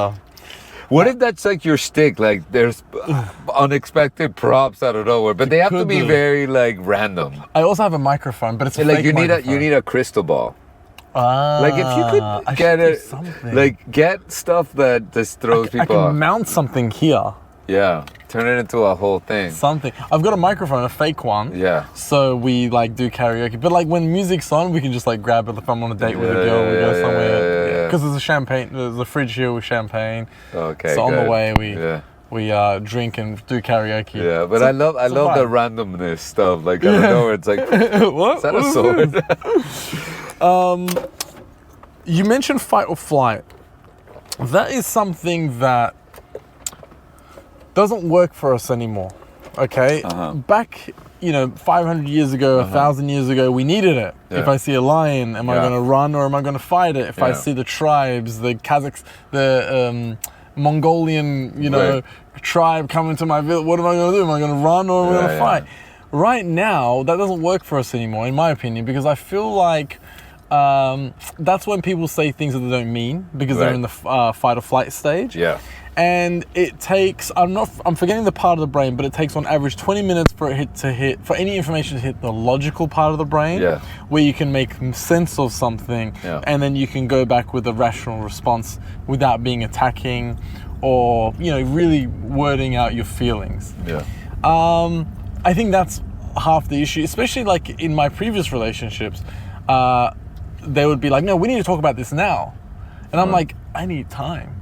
Because if you want to talk about this now, I'm going to say things I don't mean and I'm going to hurt your feelings. Right. I need like 20 minutes, I need an hour, I need to go cool off, I need to think. Yeah. Because right now it's just scattered in my brain right now. Yeah. And you're just poking me and it's making it worse. So yeah, you mentioned fight or flight. That's my theory on that. Yeah, no, it's good that you know how like the Raiden action figure operates in this current state, which is I need a minute, you know, I need 20 minutes, and I think it's great that you know that your parasympathetic system is activated and you want to get it down to your autonomic state where you're neutral. Yeah. So I think it's listen, some people can get over it in 2 seconds, and I think it's important to honor yourself when you're like, you know what, I know what I need 20 minutes. And if your partner's telling you, hey, I need an hour, you're gonna have to like dig deep and be like, I can do this, you know. I think that's what's one of the great things of being in a primary love relationship is we're constantly like, it's like the biggest personal development course, right? Because you have to like, you're coexisting with somebody else's emotions that's keeping you in check. You know? Yeah. How much time do you have, by the way? It's 1 o'clock. I have some time. Yeah. It's at 3. I just have to go back to Megan's and get my bag. But I'm okay. What are you thinking? Megan's? But right where you picked me up. Oh, okay. Yeah. Nice. Oh, is she lives in that building? Yeah. Okay. Does she live here? Yeah. She's half and half. Half and half. But yeah. Okay, nice. So you can't really control the feelings then. If you're gonna feel it. You're gonna have to feel it. Yeah. So the feeling's gonna be there. It's just about your reaction to not manifest this happening again. Yes, exactly. Okay. Feel it. Allow yourself to feel it. Just the more that you are being aware and mindful and not giving in to survival-based conversations, right? Like, you know, it's like you have an issue with someone and you commit. Like I had an issue with a friend once, and we stopped being friends. And I remember it was early in the process. I was like, I'm not gonna tell anybody. I don't wanna, like, you know. And I was like, no, this doesn't work. I need a safe space. So I called up a friend, didn't pick up. Called up 4 people, no one picked up. And then I told myself, whoever calls me back first will get the story. My friend called me back, and that's when I told her, I'm like, you're gonna be the only person that's gonna hear this. And then she was like, all right, give it to me. And I said it, and I cried, I was vulnerable, she held space for me, and it was done. And then the other 3 friends called me and they were like, hey, so what happened? Are you okay? And I'm like, yeah, I'm good. I have this thing where I only tell one person, and I already did, so I'm good. And then they were like, okay, after that, you make it so juicy. They were like, are you sure? Yeah. And I was like, yeah, I only tell one person, but thank you. And I was so proud of, again, getting satisfaction and enjoyment from seeing who you become more so than getting your way, right? Yeah. I was like, man, look at what a bad, and acknowledge yourself, right? Acknowledge those wins. I'm like, look at what I just did. I didn't succumb to my tendency of telling everybody my problems. And not only that, but I taught somebody a system that now they're gonna replicate most probably, you know? And I think that once we start becoming responsible about what we say, then we're also, it's almost like we're putting stock in our peace of mind. So then that becomes more normal. You know what I mean? Like, how many people do we meet that the normality for them is like waking up, running around, like all these different things, when like the other day, man, I was, and I have those moments constantly throughout my day where I'm like, man, my life is so good, man. I'm never mad at anybody. No one ever makes me mad. And again, and when they do make me mad, great. That's an opportunity for me to scale my emotional, my emotional level, right? But for the most part, it's like, it's just, I go from pleasant to pleasant to pleasant to pleasant. And I think that's a result from using my system and really metabolizing life in a way that's generous to myself and to others. You know, I've recently, well, not recently, I've done this for a year now, but I've gotten to a point where I just don't even talk about it. I don't want to talk about anything. Yeah. To anybody. I know. Like, I had the most toxic date recently, right? This girl's clearly got mental health issues. Yeah. Like, I took her to Coldplay. Oh, right? wow. I God, said, everybody went to Coldplay. Yeah, I've got tickets to Coldplay. Yeah, Let's yeah. go. I'll pick you up. We went there, and we were running a little bit late, and we had to walk a lot to the stadium because we had to park on the out. Well, we got dropped off on the outside, and I'm like, come on, I can hear like this song. Let's go. And when I was like, come on, let's go, she would stop walking. Do not rush me. Okay, got Like it. one of those girls. Yeah. Okay, I'm like, all right. I'm just like, she's like, you're walking too fast, and then she would walk really slow. Right. And then like we would go get a drink at the bar in the concert because we were standing, and I'd be like, we'd walk back and I'd be holding our drinks, and she would just stand there on her phone, just at the bar when we're supposed to go back to the concert, just as like I run the show, you walk at my pace, right? Very aggressive girl. Right.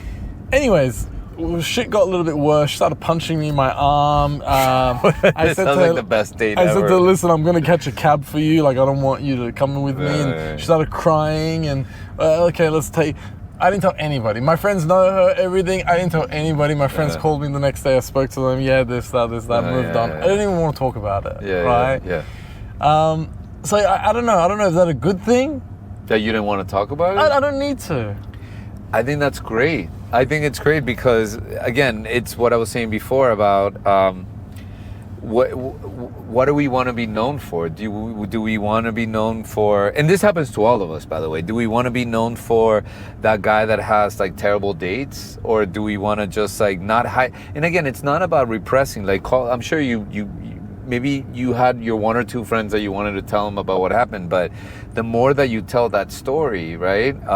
The more that you're cementing those patterns in your life. Wow. So that's why we want to minimize those stories, because you're talking it to existence. You're talking them into existence. Anything that we focus on, we are putting energy behind it, you know? So we need to talk about, instead of describing the world like reporters, like here I am in my shitty day with the shitty girl with the shitty phone, like talk about the things with intentional, like how you want them to be, like, you know, and those conversations that we don't want to re-experience, like don't talk about them. Listen, I've been in patterns where like I get canceled on dates like back to back, right? That I'm just like, bro, this is amazing. But then I'm like, and then that feeling goes, I want to call up my friends and be like, bro, man, this town, like people here are right. I got ghosted. But then I'm like, why am I going to put attention into that and get agreement? Because you will get agreement, right? If you call up your boy and you're like, bro, can you believe this girl did this to me? And they're like, yeah, man, like these girls, man, they just want a free concert ticket, and then they think, but you're both going to lose, because guess what? You're going to feel good, but I'll tell you, I compare it to doing drugs. Like, well, we have these dynamics with people where it's about like, oh man, I got to let it out and tell you about this girl. And then you finish that conversation and you go, bro, I love you, bro. I can tell you, I feel good. I feel heard. Did you really let it out? Or did you just fix yourself? Did you enjoy an emotional addiction that you have about how shitty the world is together? So basically, you both just did a hit of heroin together. So you're gonna feel good because you're both high. But in 2 hours, when you start detoxing from it, another bad girl is gonna come and do that to you, because that's you've addicted your body to go through that cycle. So now you have to pick another friend to be like, hey, I gotta tell you about this other girl. You see what I'm saying? That's how patterns get started. Because we keep perpetuating the patterns, because we go through it's like a roller coaster. We go through the cycle of the bad date, only so we can have that moment with our boys, so we talk about how bad girls are. Then we go into a cycle, and then we stay stuck in it. If you have a bad date, it's over, bro. Done. Don't go around calling people up and telling them like, yeah, I had this situation. No, because then you're reinforcing it. Does that make sense? Yeah. Of course. You're inheriting that. But do pick that one person if you really need to tell that story. But if you don't need to. I don't feel the need. I feel like it's a waste of energy, waste of time, and I honestly just want to wash myself from that situation. Yeah. You know, I want to wash myself from the situation. I want to like have the car cleaned after she left. Yeah. And metaphorically and like literally. honestly, yeah, she didn't like. Obviously, it's a Coldplay concert, so there's traffic everywhere. Yeah. But I could find on my phone, I could see where the car was. Yeah. And I was like, okay, it's over there. She goes, no, get the driver to come around. Okay, we waited. And I was like, let's just go. He's right there. And then he couldn't turn, so he had to go around. So she had to walk a lot more. Then she says, I'm not walking. And then she started being violent. So I just walked away from her. Yeah. And I went straight to the car, calls me crying. And I said, listen, no worries. I'll like catch a cab. I'll pay for it. She goes, no, crying. Okay, no worries. We'll pick you up, but I don't want you to bring this drama in the car. I don't want to talk to you. I'm just going to sit in the car. Perfect. Okay. Sits in the car. After 20 minutes, you think I manipulated you to get me back in the car and come pick me up, so I won. And you think I'm not going to give you hell for the 1 hour drive back to Dubai? And she starts going, you're gay. You're this. You're not even a man. For 1 hour, I'm sitting there like this, and she's just telling me how I'm not a man. And I'm like, yeah. Wow, what an amazing experience for you to overcome your environment. See, this is what I'll tell you what I mean by that. So let's call what happened to you an environment. So here are the different environments. Money in the bank is an environment. Your health is an environment. A good dating life is an environment. So these are environments that we have, right? So relationships, they're environments. Yeah. So it's easy to be happy when all these environments are all good to go, right? But here comes what happens. So life, God, the universe, whatever you want to call it, goes, all right, I'm going to take this environment, your health. And now it's almost like you have to summon that willpower to be at peace with your health being whatever it is, or with the money in the bank being whatever it is. So it's almost like you have to really muster that inner strength to be able to be at peace with an environment missing. So what she did for you that day, she took away the environment of peace where you had two options. Either you're gonna succumb to life sucks and girls are shitty, or you're gonna be like, wow, man, I must be doing so well that the universe goes, let me just try this out. And again, going back to, can you get more pleasure about you being that guy that even after it was all said and done, you still picked her up, you took her home, and you were a decent human being. You know what I mean? You didn't leave her stranded. And then also, while she's telling you you're not a man and all this stuff, you can find a way to empathize with her and be like, man, you there's a lot of hurt there. And you've been burned. Yes. And you almost create a destructive conversation so you could be right about man. And you're gonna end up being right. But you're gonna be right at the cost of your happiness. So or also, like, what else? You could also look at it as like, how great that I get to see this side of her on day one. Correct. That this wasn't like month 4 after you took her on this expensive ass trip, and all of a sudden she just unraveled like that. And again, it's all about what I was telling you before, the universe, right? That was your nudge. Believe it or not, some guys would have waited and be like, oh, let's give this another shot. And if she was even hotter, like, you know what I mean? She like, was gorgeous. Exactly. So it's like, how good are we willing to have it, and how bad are we willing to have it? It becomes the question. And I think, like, in this experience, listen, it was a learning lesson, and I think, but as an outsider, not on, obviously, I completely let it flow. I was not Yeah. reactive to anything, and I said, I just completely let it it could flow even through be me. comical, to be honest, when we're in Yeah. situations like this, because Yeah, we're just like, bro, like sometimes you laugh, you know, they say that comedy is drama with time. Anything that's my parents' death now, hilarious, looking back on some stuff that it's like, almost like Murphy's Law. Do you know the term Murphy's Law? Like, you're just kind of hysterical, like, oh, what now? The worst thing happens at the worst time. Yeah. So, she was saying that it was literally comical. She goes, when I go to concerts, I'm in VIP boxes. You got us standing at the concert, and I'm like, you've never stood at a concert? Concerts, you're supposed to be in the crowd, no? She's like, I only go into VIP boxes. I didn't want to make you feel shit about that. I didn't say anything, and da da da. And I'm like, what? Here we are. But I let it flow. Yeah, and I think, you know, again, you control the narrative, so you get to walk away with whatever narrative is gonna sort you out. So, you know, if I were in your shoes, again, the narrative would be like, man, I must be doing so well that the universe threw me this curveball so I can metabolize it like, you know what, I know what I don't want. I can be really empathetic to somebody's ways of being in pain. Thank God this happened on date 1. Yeah. And all of a sudden it wasn't like date 10. Yeah.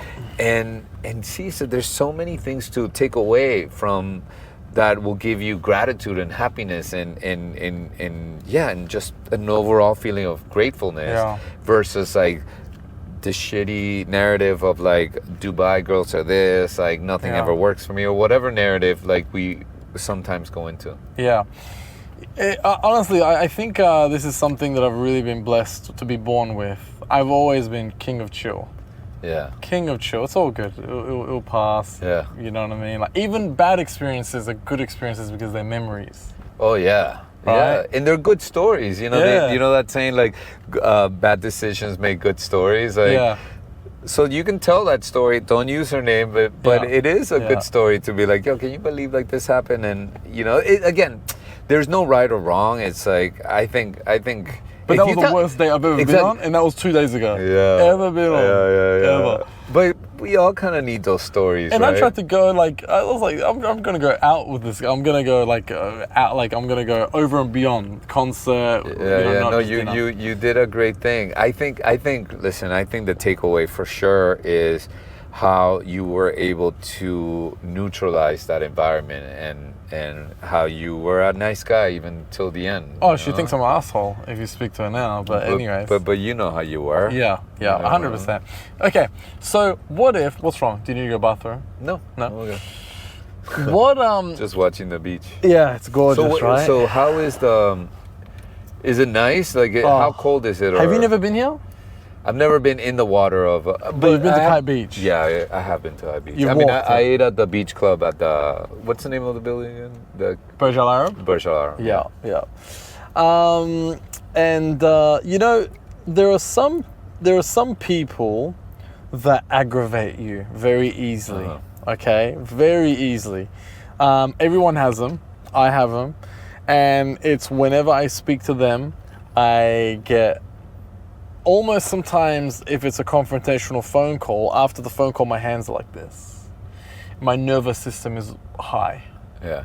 And it usually all Murphy's Law happens at the same time. It'll be the two people that, you know, get me there, and then both of them at the same time would call me and say this and say that and whatever, and then my nervous system would be very high. Again, I actually lost it recently. But the thing is, they don't let me talk. So it's like, hey, can I, you said 100 things. Can I, I'm just trying to make the point of this. And when you make your first point, so you're actually not being heard. You're just being suffocated. Yeah. Right? Suffocated in what they want to say, but you're not allowed to talk. Like the Piers Morgan interviews. He just suffocates you with his words, and he doesn't let you actually answer the question. Right, yeah. That's strategically been done for you to get aggressive. And that's why Piers Morgan does it. He wants you to get aggressive for views, right? Right. What do you do in that situation when you clearly cannot communicate with that person? And afterwards, how do you rebound back to calm down? Well, in one of the commandments is actually thou shalt be generous with people, right? And it's centered around listening, like listen twice as much as you talk, right? So I had a really close friendship with this girl that she was just constantly felt like she just wouldn't let me talk. It was just like her, but I think it was more like, again, I had to kind of tune into that empathy of like, oh man, it's so subconscious. She doesn't know how she's just like spewing shit and she doesn't even. And after a while, it's kind of boring because a conversation is a dance, right? And if the person's always leading or you're always leading, that somebody is not getting their needs met, right? You need to lead, and then you also need to be led. So what just started happening with me is that a lot of those friendships faded away because I was like, it's really not, without making the other person wrong, by the way. I can have a friendship with you and be like, dude, Rayton won't shut the fuck up. And after a while, I'm just going to stop I'm going to start getting less and less dosages of you in my life until maybe eventually we'll just turn into a text relationship here and there. But what if you can't, because you're actually married to that person in terms of business? You're married to that person. You have businesses together, right? Yeah. I think that then you have to go to the source and really have a heart-to-heart and be like, hey, I feel like I can't get a word in a lot of times, and I want us to work in our communication. Or I actually think it's more powerful before having that conversation to really have empathy of why they're that way. And a lot of times, Raiden, when I go into that space of compassion of why they're that way, their behavior changes. It's more effective than to sit down. Than to sit down and be like, hey, so I want to talk to you. You're always talking shit about people. You never let me get a word in. And all of a sudden it's like they're feeling attacked. But if you go into that space of like, man, they can't help it. Is work still getting done? Yeah. So I would try that first before the sit down. Try to get in the world of why they're that way and how they can't help being that way, and then decisions will be made. And then walk away, or call HR, or tell them, hey, or call them out on it. You know, I've called, but it's different now. I call people out on stuff and I have fun with it because I don't go around talking behind your back. Like if I have that friend that doesn't pay, I'm like, hey, you know what? But if you think I'm gonna pay for it again, we're just gonna go for a walk. It's so much more powerful when you tell them instead of creating networks again of going like, yeah, man, I can't talk to this girl. Or I can't talk to this guy, you know? So basically, long story short, you can't avoid it. It will happen. You have to let it flow. You have to accept it. Yeah. And then you're just going to have to find a way, because everyone has that person that just aggravates them. Yeah, and that person is your angel. Because listen, what's a friend? What's a friend? A friend is just a great little idiot that agrees with everything you're doing. A friend is like eating bonbons and watching Netflix. It's great, but that seemingly really fun activity is gonna give you high cholesterol and bite you in the ass if you indulge in it too much.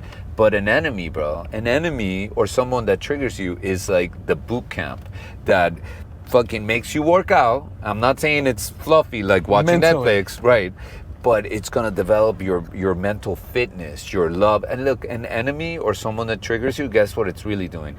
An enemy is showing you your addiction to control, your lack of empathy, you're delusional, man, thinking that person has a choice of being different. So in my opinion, that person that triggers you adds so much more to your life than a friend. Wow, of course. Wow. Yeah. That's so true. Your arrogance. That's your so true. arrogance. Your egotistical way, even if they grind your gears and they make your blood boil and you're angry, they're your angel in your life. Of course. And should you try to keep them in your life, or should you try to cut? If you find the opportunity to cut them out, should you cut them out, or should you keep them for the development? I take a deep dive on that in my book because I have I bring up mother-in-laws, right? Like, so let's say this is all an acting. It's a play. Life is a play. Like we're all, Shakespeare said, like we're all actors, right? But let's say you're one of the main characters is your mother-in-law. Yeah. Like you can't kill off a mother-in-law. Like you can't, a friend that you don't have a business with, you could just phase them out. Yeah. But you gotta deal with your mother-in-law. Yeah. Now, that mother-in-law is the one, like we were saying before, she's the one that's gonna show you your audacity, your addiction to control, your all that. And the way that you can start transforming her, stop complaining about her. Stop cementing that this person is the way they are. And the moment you do that, they start transforming. They're your projection. The minute that you stop investing on how shitty they are by you telling other people about it, they start transforming. So I think that that we need to minimize the criticism on those people and actually see the value in how they're training our emotional intelligence because of how much they trigger us. It's like a workout. That's what I do, and it works. And whoever needs to fade out will, but specifically I'm talking about when you can't get rid of them. But if you could get rid of them, Uh-huh. do you get rid of them? Yeah. Because if somebody, but they're Oh an yeah, angel. okay. So wait. But they're an angel. Right. Here's the other one. So I have this friend of mine. Right, we'll call him Tim. I have a Tim too. Tim again. So Tim, like, he's the kind of guy, bro, that on Instagram he'll send me, like, if somebody else put a shirtless picture, he'll be like, look at this one, thinking like he's that guy. And I never write back. I'm just like, you just view it. Yeah, just view it. And I'm like, we've all got that friend. this guy, right? Yeah. And then but on purpose, right? I don't see him every day. I don't talk to him, but on purpose, I actually like to make plans with him because it's almost like my workout. And I'm like, let me see how I'm doing. So I go to his house and he starts gossiping, and then I'll be like, oh, dude, I'm starving. Are you hungry? Oh, yeah, let's go eat. Or he'll start talking shit about somebody again. I'm like, bro, I love your shoes. They're like, hey, thanks. So I get to practice almost being like a communication ninja. Sparring. Yeah, so I can see how far I've come, that I can be with someone that triggers me, and I can constantly neutralize it and even kind of lead the conversation. So we're talking about things that not only that I want, but like that are keeping him in check on how better they could be. What if they're disrespectful? Like, what does that look like? I already told you can call me whatever you want and I can find it. So what would be disrespectful? Yeah, but they're disrespectful. They're in your life, and they're like Tim has bad traits. Yeah. He likes to gossip. He likes to this, that. But what if they are directly disrespectful? Do you keep that person? Give me. Don't get it out of the conceptual. Give me an example. What's disrespectful to you? What's those shoes? You're gay. Anyways, like that. Yeah. Then you gotta ask yourself, like, why are you friends with Tim? Or like, why do you keep hanging out with him if it's you look unless the mother-in-law where you're married to them, then you can't get rid of them. Yeah. Or do you? Do you set boundaries? I mean, if your parents are toxic. But boundaries could just be that you don't spend that much time with them. Yes, correct. That's a boundary. If your parents are toxic and they drain your energy, what would you do then? And you know, people have their relationship with their parents like all the time. I think the big issue that people have with their parents is that we're trying to control them too much. We don't get to that level of acceptance with them where we're like, that's how my mom is, and there's a part of us that but it's draining. I'll tell you something. Me and my dad's relationship, perfect, bros, right? Yeah. Me and my mom, whenever my mom calls me, she talks to me, she doesn't talk anything, she just talks to me as a baby. Hey my son, how are you? Yeah, oh my God, I can't believe I had you and I. Tell me, yeah, okay, you have a good day, yeah, okay. Like I'm talking to a child. We're not talking of anything substance. Right. There's nothing to say. Right. There's nothing, how's this, nothing. Right. There is just shit. We just talk shit. There's nothing, right? And that drains my energy because my mind is working a million miles an hour. I've got many businesses. I'm doing this. I can't switch off and be a baby. Right. You know what? It's interesting you're saying that, because with my mom, I had the opposite. My mom and I had like a super deep spiritual relationship. And with my dad, it did, as much as I loved him, it was more surfacey. It was like, hey, how's the weather? What time is it over there? It's like, it's been 3 hours ahead your whole life. And I always resented it. I was always like, why can't it be more like my relationship with mom? But then one day it hit me. It's like, you gotta love people for what they are and for what they're not. And once I got that and really understood that he doesn't have the capability of having the topics like the ones I had with my mom, then it turned into love. And it turned into, you know what? We're not going to talk that much on the phone, and that's okay. See, it's when we suffer is when we're trying to make someone be who they can't. We're trying to make a cat bark, and it's not going to happen, and we're suffering, and there's other cats that bark. We're like, cats bark, look at that, and the cat's looking at you going meow, and we suffer because that cat's not barking. No, a cat meows and a dog barks. So the more that you understand that, the more that we're going to be okay with people being who they are. And by the way, that doesn't, maybe it means that you now have to monitor more, like the amount of times that you talk to her, because, you know, but that's okay. You know, you could, you know how your dad conversations are going to go. So you're going to make more time to talk to dad. And with mom, You know, homegirl's gonna get once a week. The issue is I speak to my dad much less. Because my mum calls me a lot. And she calls me a lot, and when I'm just talking shit, we're not talking about anything, and I'm like, Mum, I need to go. I can't sit here and talk about nothing when I've got 10 things on my plate right now, all the time. So let me ask you a question. What do you think when she calls you? What's her commitment? She just wants to hear my voice. Why? Because I'm her son. Why? Because she loves me. Exactly. So her commitment is to show love. Next time you get on the phone with her, just remember her commitment and watch what's going to happen. Because I think like we all go into conversations, especially, listen, the topic of parents is super triggering. I mean, I'm not going to lie. I'm kind of happy I don't have, no one can come out of nowhere and be like, I'm your dad. I'm like, no, I'm like, that chapter in my life closed, and it was a powerful, beautiful chapter, but it closed, you know. But I get it. Dynamics with parents are, imagine, it's like they've seen you every step of the life journey, right? So I think we have to be very intentional into really knowing what their commitment, even if it's her doing baby talk with you, like really think, okay, so what's her commitment? She wants to love me. And once you marinate on that, I think it'll change how you're hearing her. Think of what her commitment is in that moment, and it'll soften you. You'll be like, oh man, baby talk for her to me, it's just loving me. It's like when I was a baby, like she remembers like that I'm her baby, I'm her kid. And then but every day? Well, then, you know, every second day? So get committed to that, and you still have to go. Be like, hey, Mom, I love you so much, but I got to take this call. Let's talk. And you know what? She might be offended, but that's okay. You got to honor your thing, too. But what you're not doing is you're not hanging up the phone going, God, she's wasting my time. Because that's the real, listen, that's what strips away the quality of our life. The victimization of a mother that wants to baby talk all day. You thinking that she shouldn't do that. She should exactly do that, because that's what she's doing. Now, what are you going to do in the face of her doing that? Hey, Mom, I love you, but I got to go. You never make time for me. You're always busy. I know. I'm sorry. And I have to go. Once you become solid like that without making her wrong, that she shouldn't be wanting to baby talk at 3 o'clock on a Monday, then it'll be a whole different thing for you. No, I think I retired both of them. Yeah. And I think she's cool with that. She's not like, why you make time for me or anything like that.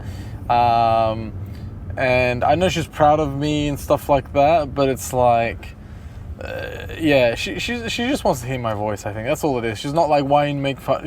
Even if I have to go, okay, love you, go. She'll let me go, like if I need to go. She's never like, you don't call me or anything like that. But we're just on the phone wasting time. Yeah. I look at it as wasting time. We're not talking about anything. Well, for her, it's not. Yeah. And I can, you know, it's. Yeah. Take it from me, bro. You're gonna miss that one day. So, and again, it doesn't mean that you need to do it every day, but just know that give it an empowering. You also give it an empowering context. Your empowering context is that she loves you and she just wants to like have you in her life, and then still do what you got to do. You got to go, you know, but don't go into the narrative of like we're wasting time.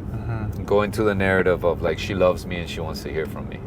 Yeah, no, that's that. It's a switch. Yeah, that enlightened me for a second there. I was like, it is out of love. Yeah, that's what she wants. And then just get off the phone and don't leave any resentment or anything like that, or any like bitterness. Yeah, exactly. Like that. Shaq, let's make our way, because I think by the time it will take us half an hour to get there. Perfect. Yeah. We've been podcasting for 2 hours, by the way. No, it's good, bro. How was it? Yeah, good. We're not done. Yeah, We got another half an hour. Yeah. Are there always this long? Never. Okay, good. Never. Yes. Yeah, never this long. Oh, man, you're awesome. But it's good, right? It's amazing. It's like Listen, it's a great podcast. Like I've been. great. It feels like 15 minutes for me. Yeah. No, it's awesome. Yeah. I'm so excited about this content, and so excited that we get to have these talks, you know, about because this is what starts to create the rest of our lives, you know, these realizations and this way that, you know, we've talked about the metabolization of any, and how we can find freedom. It's almost like it doesn't matter what happens. It doesn't matter what happens, bro. The only thing that matters is how you're going to react about what happens. And what narrative are you going to give it? Are you going to give it the narrative that this guy robbed you, or are you going to make it the narrative that you found independence of your emotional state regardless of the money that was taken out of your account? And the more that we live in that space, the more that I feel, in my experience, the universe just comes back with almost like a reward of like, you passed. But the more that we don't let go, and this motherfucker did this to me, or she did this to me, and I took her to the concert play and Coldplay, and how dare she? The more that we live in that space, the more that we're in that roller coaster where now it's just a matter of time before the next girl comes. But when you find that love of that space of like, I get her, she is heard, she lives in a social norm where she feels that guys should be this and this, and I can see why, because we live in a city that glamorizes that says, if I'm the hot girl, I deserve this and this and this and this, and I'm getting off that train because I don't think that that's what it should be for me. But I get that that's her. Then we're out of that roller coaster, and then patterns start to leave, and then it doesn't happen to you again. And then this was just almost like the farewell to the pattern. Oh yeah, I mean, to me it's comical. I look at everything comical. Yeah. Everything. Yeah. But it's like, it's cute at the beginning of a relationship. Oh, Radin's so chilled, he laughs at everything, and he's always making jokes, and he takes things so lighthearted. And then 5 years into the relationship, they're like, everything's a fucking joke to you, isn't it?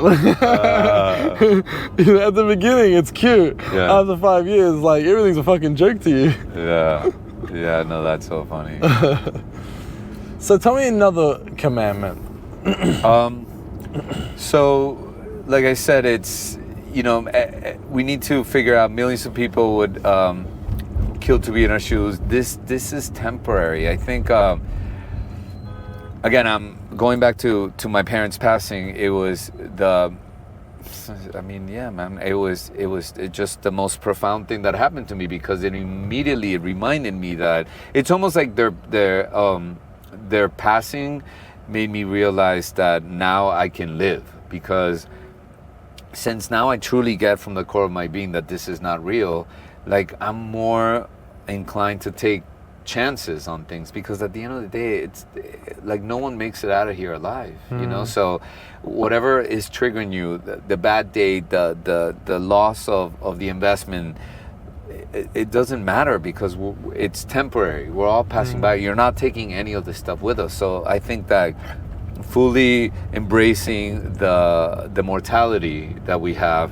is actually the biggest trick to allow us to live fully. You know what I mean? And I think that that's one that I hold very dear, and I practice all the time. I was on my flight from Miami, and there was a lot of turbulence on the plane, like a lot. Like I've never felt this amount of turbulence. That I was like, wow, this is gonna. What airline? Qatar Airways. You're going to Qatar? Okay. Yeah. So I was like, wow, this is gonna go down. I've never. And you thought you were gonna die? Yeah, I thought I was gonna die, and like they had stopped the service, the whole thing, right? And every now and then you would hear somebody like scream, and I'm like, wow, I wonder. And I was meditating on it. I was using my Dr. Joe meditation to neutralize, and then I fell asleep. Now I fell asleep, and in my dream the plane was going down. Wow. And it was super vivid. Wow. And all of a sudden, as it was going down, I surrendered, and I said, all right, this is it. Like, this is it. It's going down. And in my dream, it was such a lucid dream of like it's going down. And I said, I'm all in. It's done. Yeah. And then, boom, I woke up, and there was no more turbulence on the plane. So that even made me think, what if this is such a simulation that I did die? But it was almost like that, more like that Leonardo DiCaprio movie Inception. Yeah. Now I just went into another dream. Yeah. Because I accepted that death. Because it felt so vivid. Yeah. And again, it's like... But it's a great death, like we said. Quick one. Yeah, that's exactly what I was thinking. Because when I was going down in my dream, I was thinking, you know what? At least, after having to depart both my parents in such a slow cancer, I was like, well, dude... this is fine, you lose cabin pressure, you faint. Yeah, you faint. You faint. You literally faint before you even hit the crash. Hit the ground, So maybe I died. Maybe like I died, and I was now I'm like in some inception. Like, how great that now, you know, quantum physics and stuff. Like, dude, we could be in different realities at the same. Like, you gotta remember, time is non-linear. Time is linear here. Like, tomorrow I have my podcast at noon, but in reality, in the energy world, there's no time and space. So we could be in there could be multiple realities of Raiden living at the same time, and we jump boxes into the next realities by how we absorb life. What I mean by that is, it's Coldplay date is like our great metaphysical conversation. Like, I'm still traumatized. You jumping out of that box, not as a victim, will create your next experience of something that you're more aligned with. Yeah. You walking away from this, like, this girl did this to me, I spent all this, and then we'll just linger that kind of pattern in your life to happen. So now you jumped reality. You went from one reality to another one by the way you metabolize what happened to you, by the narrative that you're giving it. So I'm pretty sure that you're giving it that narrative, right? Like, what did you walk away with? I walked away with that was an experience. Okay. I walked away with that was an experience. Do you think she did this stuff on purpose to you? Listen, I know she has issues. Uh-huh. She told me she was raped when she was a child many times. Okay. And a friend of mine goes, I know that girl. She works at that company. My friend owns it. She's got issues. Yeah. And I was like, okay, we'll see. Right. So I knew there was issues there, and for how personally I took it was this is an experience. Yeah. Did you go into Did you go into that day thinking that that the shoe was gonna drop, that something bad was gonna? No. You feel like you went there with a clean slate? Like, yeah, because I'm usually always in control. Okay. Of like the situation, the scenario, make sure she's safe, this and that. But when I can feel then she's a little bit not listening and aggressive and reactive, and the reason why I wanted to leave her there was because she was violent. She was punching me in my arm. Right. And we're at a Coldplay concert on the outside, everyone's leaving, and I'm like, people have probably seen my face or my podcast, and they're saying, oh, that Redeem guy, this podcast is getting bashed by this girl. Yeah. So I was like, I can't be in this situation. She's a little bit unstable. I'm trying to... Okay. Yeah. But it was an experience. I look at it as an experience. Exactly. So I think that you looking at it as an experience, and you... I should have got this out on her. Yeah, that would have worked. Don't hit me. Were you in this car?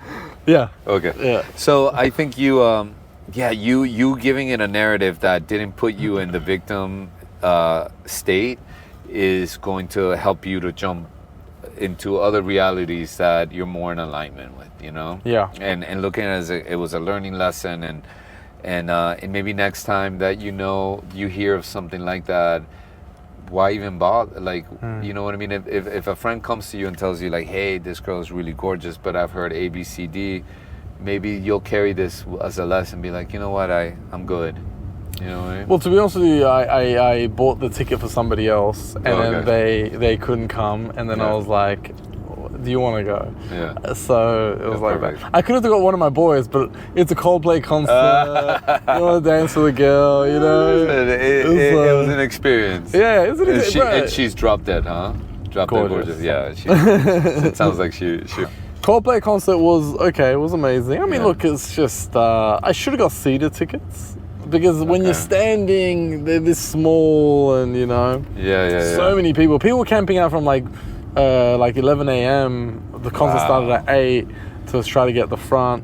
How many people more or less in that stadium? No idea. I mean, I want to say 20,000, but I don't know what 20,000 people look like. Right. So, but it was a lot. Wow. Yeah, it was a lot. So, and I love Coldplay. Oh no, they're great. I've seen them. Coldplay. I'm living in LA. I've seen them in concert like 3 times. Wow. And like in award shows Megan. The funniest story. So I took her to this private Coldplay concert at UCLA, at this university. I know UCLA. Yeah. I know LA, by the way. All right. I used to be in Pelican Hill in Orange County. Oh yeah, perfect. Yeah, my friend's got a house there. So Megan during that time years ago was obsessed with Chris Martin. So we went to the after party. It was this private concert in like their stadium in the gym in UCLA, and then we went to the private party in this thing. and Chris was coming out of the building, and we were coming in, and you could tell he didn't want to take any pictures with anybody. Like he just said, like people are like approaching him. He's like, no. And then Megan was like, please try to get me a picture, and we gotta get a picture. And and like quick on my feet, I was like, how am I gonna? And then it hit me. I'm like, I know how. So Megan was next to me, and he was passing by, and I go like this, hey Chris, how about a picture with the pretty girl? So now I cornered him, because if he said no, then what? Then she's not a pretty girl? And you could tell, like, I grabbed him, right? And he went like this. Sure. Sure. Damn, and he did it. Like I cornered him. But you can see he's angry. Because it's like, now he's not taking a picture. Now he's saying she's not a pretty girl. Yeah. Is he a dick? No, man. No, I mean, listen. He doesn't look like a dick. Nah, he looks like he's the the nicest guy. kindest Yeah, no, guy. he's a sweetheart. Listen, bro, can you imagine being a celebrity like that where like you can't even go to the bathroom? I know. So, I work with Dr. Joe. Yeah. And, like even... How close are you with Dr. Joe? No, like we're friendly. I wouldn't say we're boys, but we have fun conversations, But does he come to Dubai often? We're trying to see if he could come again. He came a while back. Okay, I'd love him on the podcast because I've been following him. I know. He's that amazing. would be sick. He's amazing. Let's get him here and then we'll figure it out. But he can't say no to the sword. Yeah, he can't say no. No, and he's the coolest guy. Like, but here's the thing with him, when you're in that ecosystem of the staff, volunteers and stuff, there's a protocol. Like, don't go up to him. If he wants to go up to you, let him go up to you. And the outside world can be like, oh my God, that's crazy. Like, you just can't go up to him. But see, that empathy again, right? Like putting yourself in that person's shoes, putting yourself in her shoes, putting myself in Dr. Joe's shoes. Like, can you imagine the guy? If everybody goes up to him and goes, you changed my life.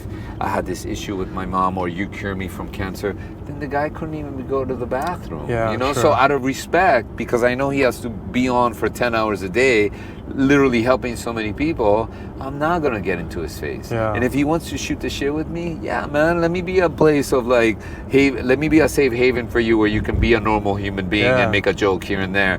But for me to go up to you and be like, hey, I just want to tell you that you changed my life. I know it sounds great, but when so many people are telling you this, that you can't even get a bathroom break, then you see what I'm saying? Now, and obviously after living in LA for so long, I understand why you hear these celebrities that they say things like you can't make eye contact. I get it. When you make eye contact with somebody, you're inviting them in. And if that person just immediately goes, I just want to tell you that you changed my life, there's a lot of pressure in that statement, because you then have to deliver, oh, thank you so much. What if you don't have time to be delivering that 30 times an hour? Yeah. You know what I mean? So you've known Megan for a long time.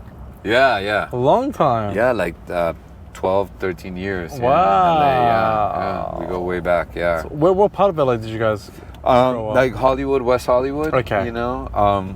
We've always had one foot in the entertainment industry. I used to, I've created reality shows in the past for Bravo and stuff. Wow. And I got, Are you still doing that? Yeah, I mean, I still have my foot in production, Okay. I'm mainly producing celebrity endorsement shoots, Okay. Like Megan and I we brought Jennifer Lopez here to Qatar like a few years back for the opening of the hotel? Mall, the mall. in Oh, the Qatar. mall. Yeah, okay. the mall, I think she was at the hotel recently. Yeah. She was, opening up for that. But like again, dude, personal development when dealing with celebrities has been a great training. Because you're dealing with cultures that are so fear driven. Because everybody's scared they're gonna get it wrong and they're gonna get fired. Yeah. So it's been that's why I love interjecting in the book a lot of these examples of. I talk about LA in the book a lot. I talk about when I first moved to LA, I became friends with this celebrity photographer and a celebrity muse actress, and we went to this party and I was like week 2 in LA. And the owner of the party like kissing our ass, right? Oh my God, throwing the red carpet at us, and I was like, wow, this is great, like being famous is great, or being treated like you're. And then the next day I went back, and the 2 celebrities weren't with me, and this guy just like ignored me, bro. It was like I was like roadkill, like just nothing. I'm like, hey, nothing. And I remember I had this moment where I was so infuriated with that. I was like, oh my God, everyone was right. Everyone in LA is so fake. And then all of a sudden I had like a download that it was like, oh man, it's not personal. What I got is this. When they love you, it's not about you. It's what they think they're getting from you. And when they don't love you, it's not about you either. It's what they think they're not getting from you. So if we don't take any of this personal, welcome to a happy life.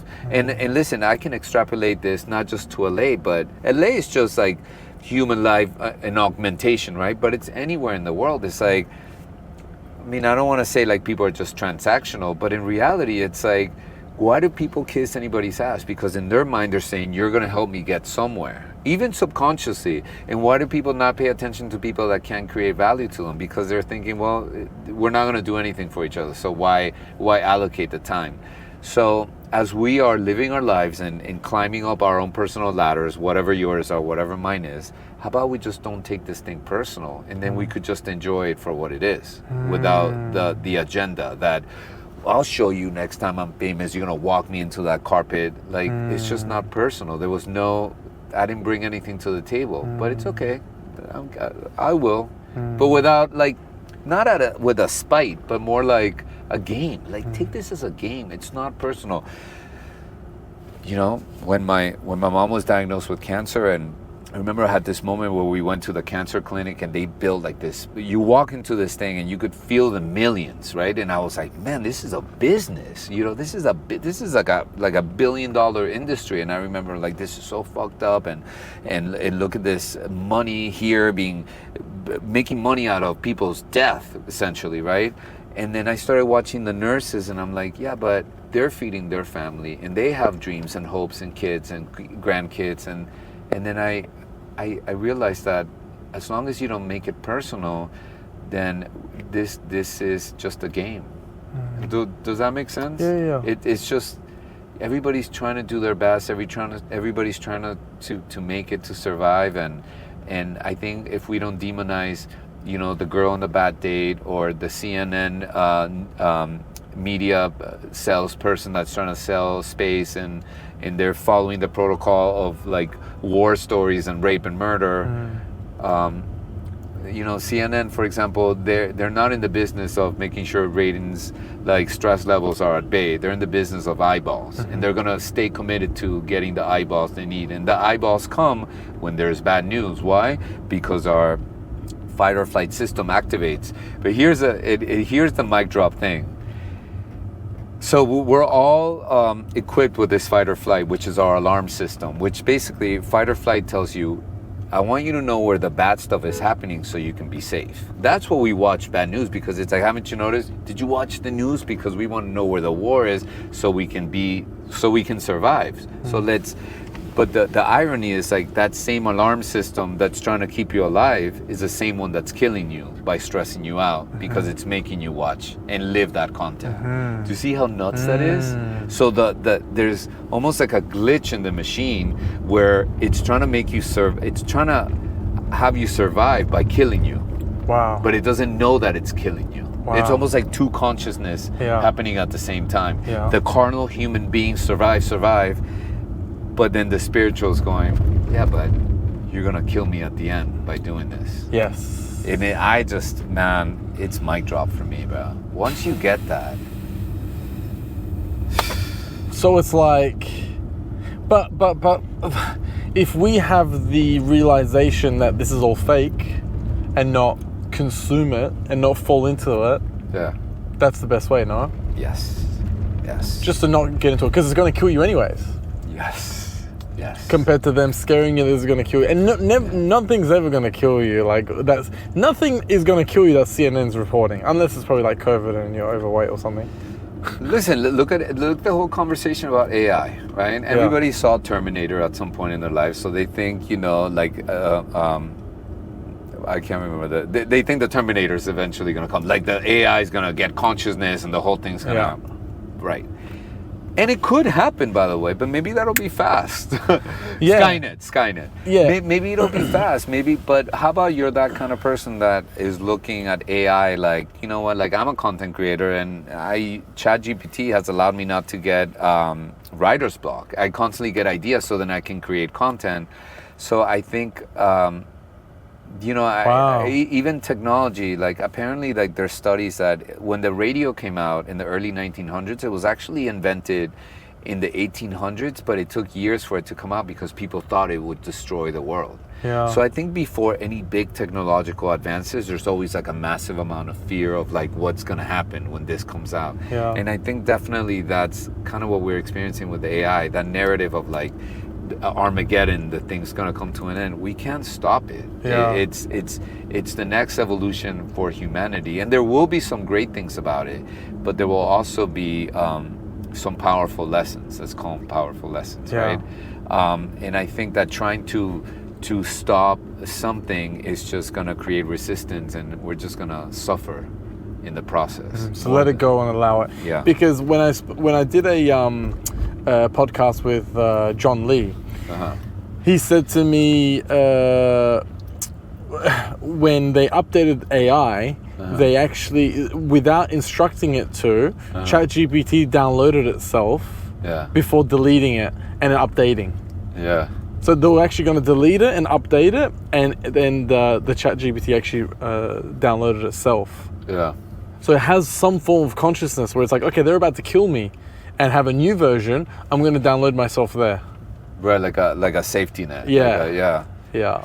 And you know what? And so what? I mean, again, I think Terminator really did a number on everybody. Everybody's like, these things gonna come and see that we're obsolete. And listen, the name of the game is not immortality, right? Like, again, this goes back to no one makes it here alive. So the only thing that really matters is, are you gonna have the best experience possible with your current circumstance, with the health, with no health, with the girl, with no girl, with the money, you know? How are you gonna quantify the experience of each moment, you know? And again, like, that doesn't mean that you're careless, that doesn't mean that you don't save or you don't invest or you don't create a family, but don't fall into the trap of, I call it, we need to stop being such moment discriminators.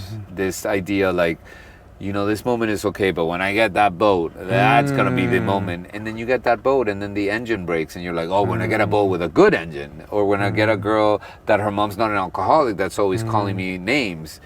And at the end, it's like we're almost like that donkey that's like following the carrot. Like we never get there because the brain recalibrates there and there and there and there, and we're never here. And this is here. This is as good as it gets. Yeah. You know? Yeah. Happy where I am, eager for more. That's the stance. Yeah. George? Yeah. I have thoroughly enjoyed this podcast. Me too. Thoroughly enjoyed this podcast. Thank you for coming. No, you're welcome. Thank you for having me. Definitely go buy his book. Yeah. It's on Amazon. It's on Amazon. It's every market right now. Well, it's gonna be in Dubai soon, but right now, anywhere in the world, it's available. Great book, and a great guy. I appreciate you. Thank you, Thank brother. you for coming on the podcast. No, I learned a lot. Yeah, no, So, me too. Thank you. thank This you. was super powerful. Appreciate you. All right, this has been Jorge Perez. We are out.